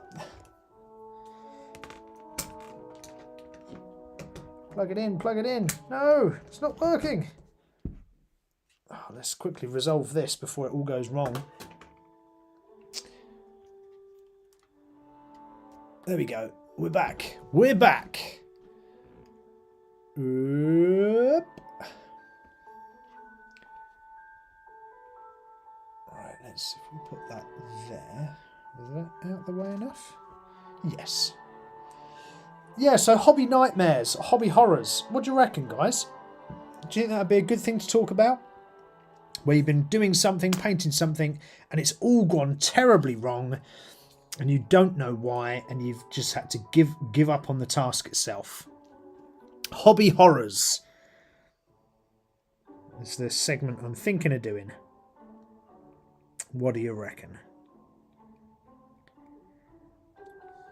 I think it'd be quite entertaining because we can sort of chat and laugh about the mistakes we've made or things like that. So I'll tell you about a hobby horror that I had. So, when I first started this channel, one of the things I wanted to do was videos, so tutorial videos, right? I've just done one the other week about how to paint eyes on your models. Now, that is not the first time I've done that video. So, Adrian's saying in chat, hobby horrors, watching Steve's camera lose battery as he's painting. Yeah, I know, that happens every week, doesn't it?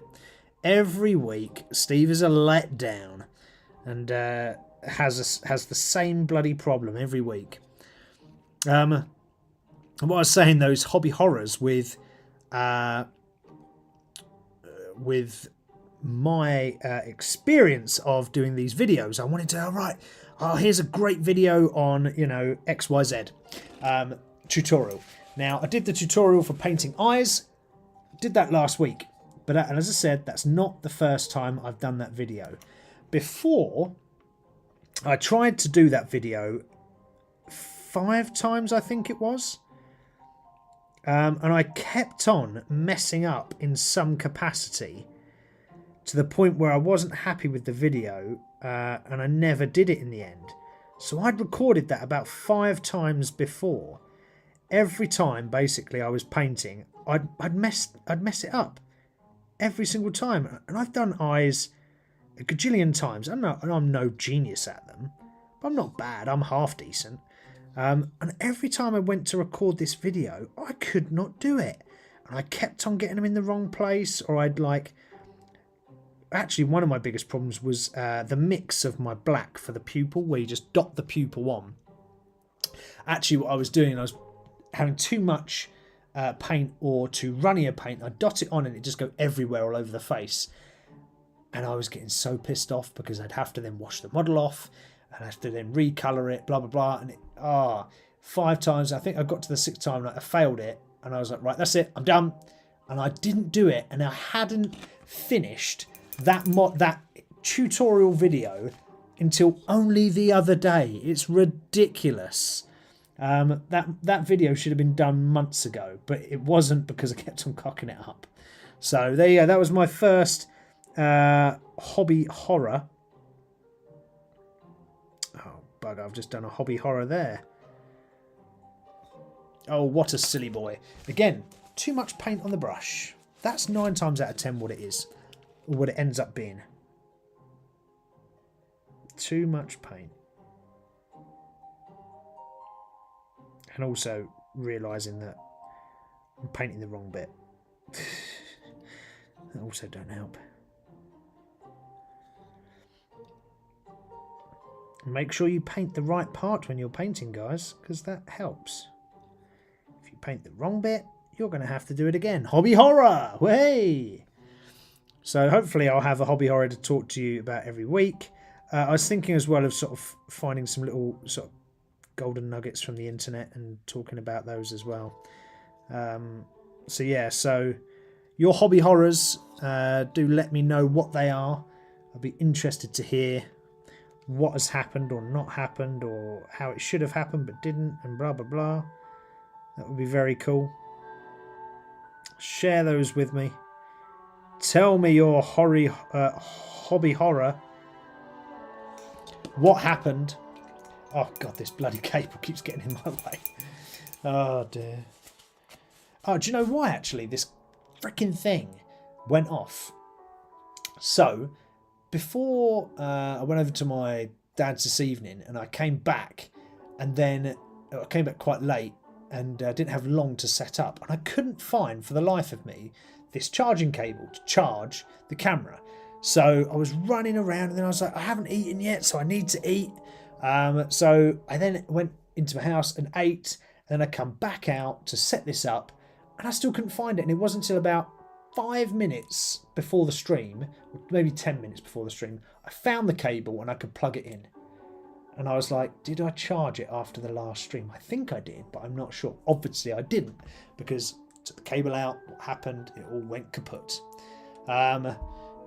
Hobby horror is taking your assembled and painted armies out of your case, and a random piece has snapped in transit, or a pinned arm has fallen off. Oh mate, absolutely. So magnetize your cases. I cannot stress enough how important magnetizing your travel case is. You must. You can go to I think it's called the Magnet Baron. He does them, or you can just get them off Amazon. Be careful on Amazon, because there's some magnet sheets that are rubbish. But the Magnet Baron sells some very good ones. And they're just sticky sheets that go into a bottom of a plastic box, much like this one I have prepared here. So this one here. So there you go, just a plastic box. There are dice moving about in there, not my models. But you can see they don't move. They just stay there. That's dice moving, just so you know. But yeah, the models are all magnetised down. So that's my Space Marine army. Or some of the Space Marine army anyway. But yeah, magnetise your models, otherwise they do fall. And that is very painful. I agree, Adrian. Get into a place, opening up your box to realise that you have cocked up and your bloody models are broken. Where did I go actually? Oh, I went over to my mates for a game and that happened. And he was like, oh, do you want to borrow some glue? I was like, no, I'm not doing it here. And I was sort of grumpy, not with him, but with myself, that I hadn't secured my models properly. It really did pee me off.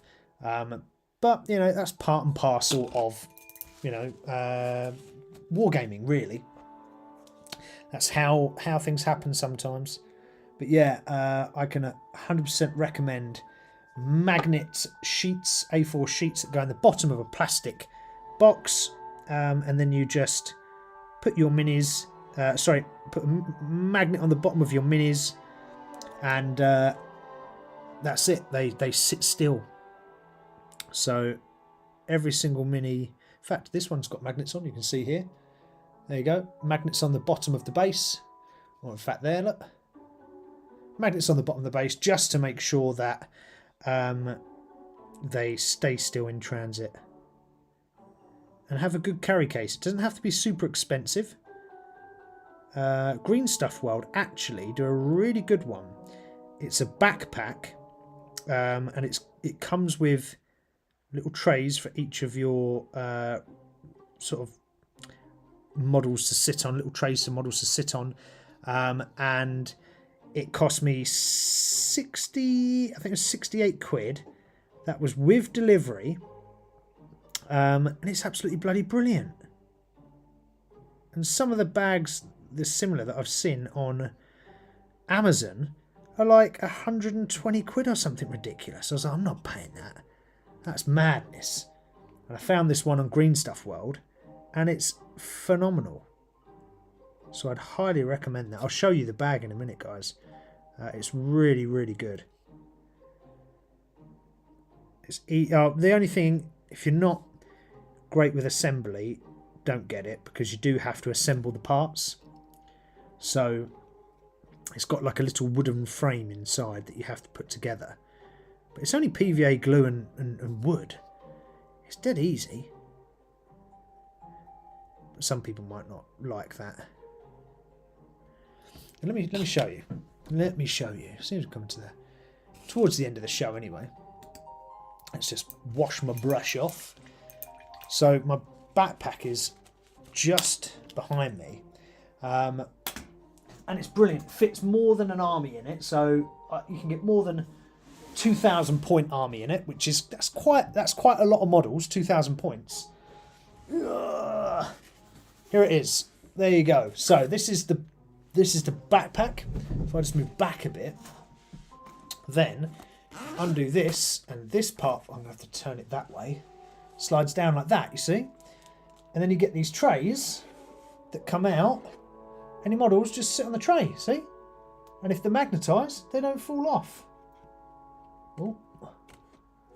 And you do have to have a little bit of care with them, but, you know, there you go. Models just sit on there. There's one that's not magnetised on there, but that's all good. And it even got space in the bottom for tanks. So I've got tanks in the bottom. So there's plenty of room in this. And like I say, this was 60 quid. In my eyes, that's an absolute bargain. It's really good. It's durable. It's very comfy to wear. So perfect for keeping your models safe. So Adrian, don't have a hobby horror. Buy yourself a backpack from Green Stuff World.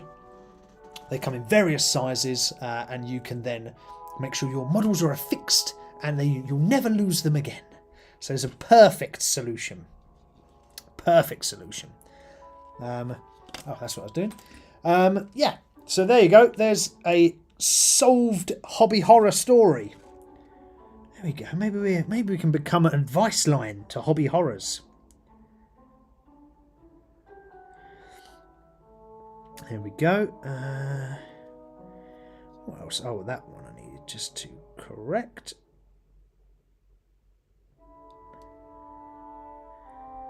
There we go, there we go, there we go.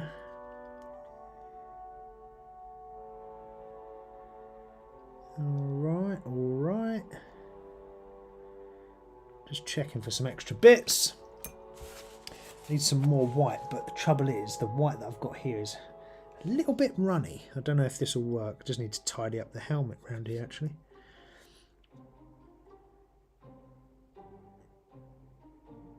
There we go.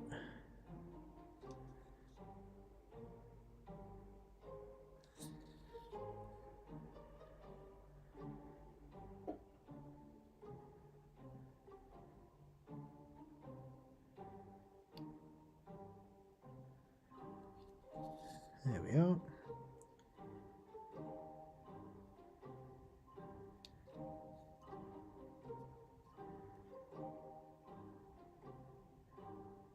Lovely jubbly. Oh, there's some bloody silver bits on there. Oh, sorry guys, I didn't change the blooming thing, did I? I do that every time I forget to change a camera over. I'm bloody going mad, I tell you. I'm going mad, I tell you. I just want to do these little bits. So on here you've got this little sort of injection thingy, and I thought it'd be fun to have like a bright green on there. So I've got this technical paint, so Citadel technical paint that I just thought I'd just slap onto the syringe just because it looks cool, for no other reason than having a green filled syringe looks awesome. There we go.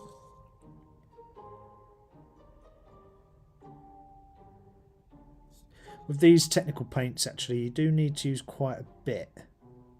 So don't be shy when you're slopping this on. If you need to go back and put more on, do so. Not a problem. Because it dries very thin. So sometimes you don't quite get that depth and shine. Another thing, if you want to try these paints, try painting silver or some kind of silver underneath them, because it brings out a kind of metallic-y kind of shine on these. Oh wow, I'm getting loads of support thingies. Someone keeps doing that, but I don't know who. Who are you? But yeah, thank you very much, whoever's doing those love hearts and smiles and 100% and faces. Who are you? Who are you doing that? I don't know. I mean, I'm absolutely enamoured by the fact you do that for me. Thank you very much. But who are you? Oh yeah, silvers. That's what we're doing. So we just want to finish off doing across the back here. Bring all the old geek glasses down. So these little lines that go across the backpack, they're dead easy to do because you just draw the brush across them. So if you haven't got a steady hand like me, this is almost like a cheat code for these backpack lines. Don't run along the backpack lines. Go across them and you get the exact same effect. There we go. See? Oh, look at those. What's that? 100% or something? Or a little celebration thing? Someone's fallen asleep on the button again. Or it's a cat. Oh, yeah, maybe. Well, I'm appreciating it, Adrian, all right? I'm appreciating it. So whoever's doing it, you're cool in my book. Now they're laughing at you, Adrian, see?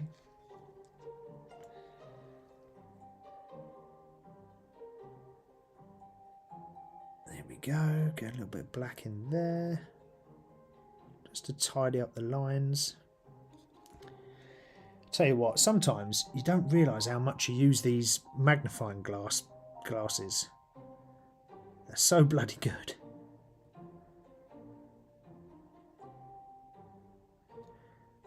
They're so good. There you go, just go across that bit. Oh, they're stopped now, see? Adrian, you've upset whoever was doing it. You've upset them and they've run off and now they're not doing it.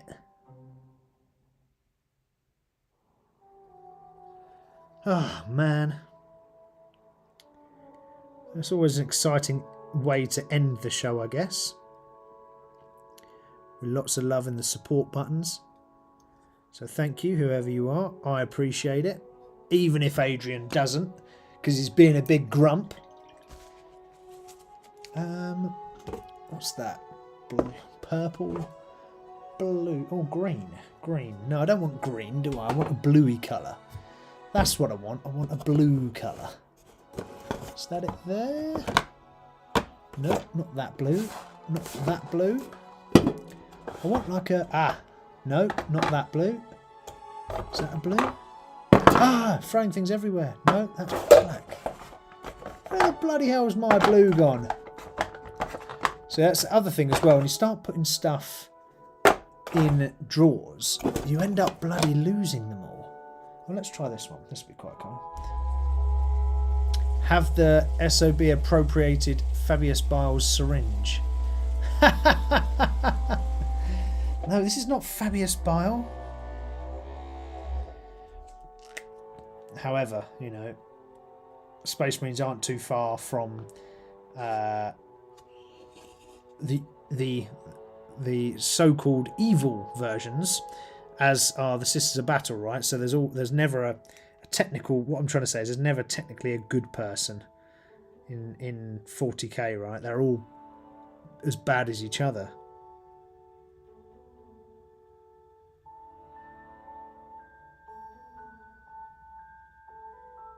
I'm going for little blue vials on this side.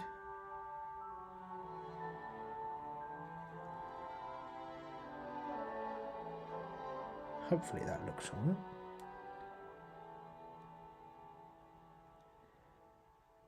There we go. Just a little bit to fill there, but I might have to go over with the silver again afterwards, just because the gap is quite small. There we are. There we go. A little bit of blue done. Okay. So what's the time? Well, it's 5 minutes past 9. Oh my lord. We can't see it. Oh, it's out of shot. Sorry, dude.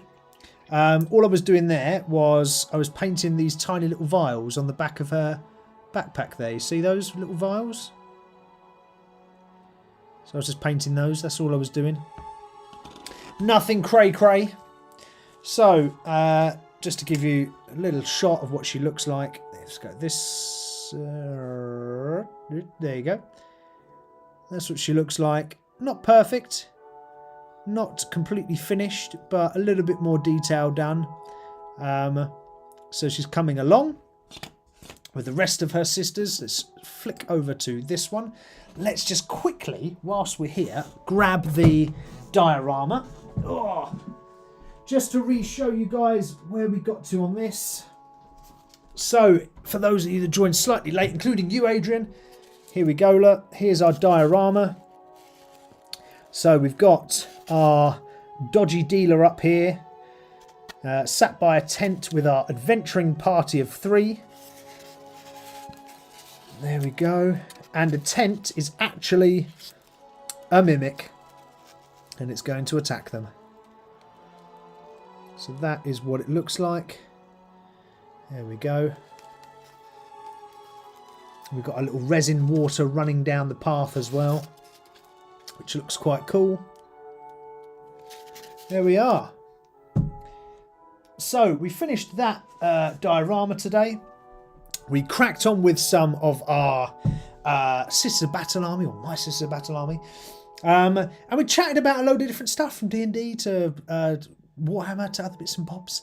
And we had a lovely time as always.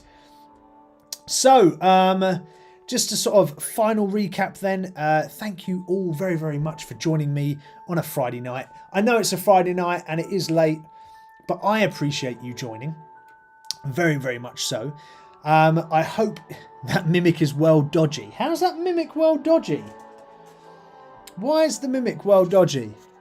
Where is he? You can't really see. There you go. What's dodgy about the mimic?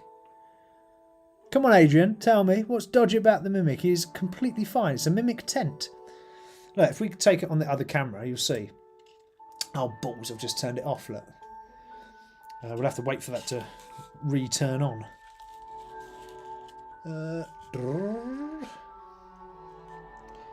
Here we go. Look, if I bring this round here. There you go. There's the mimic tent. What's dodgy about the mimic tent? Huh? Tell me. There's nothing dodgy about that mimic tent, Adrian Baker. You're a big liar, you. But let's turn back to here.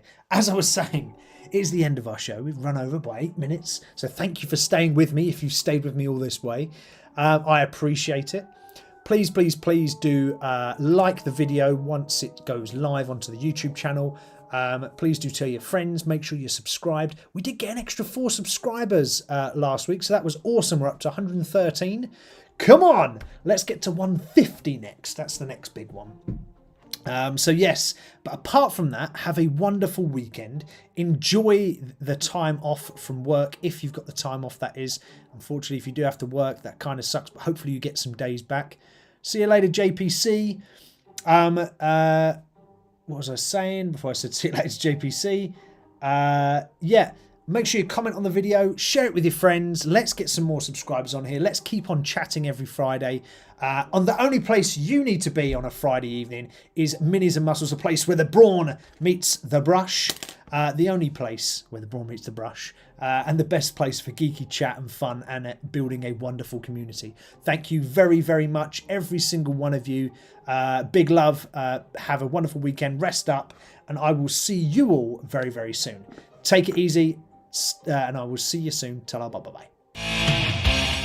Minis-N-Muscles, we're heroes rise. The dying world's still morning skies. Rushing air, where power we fight. Strength that makes you light in the night. Where the brawn meets the brush. Your story's told in this love imagination mode. With every stroke, adventures unfold. Minis-N-Muscles, our soul.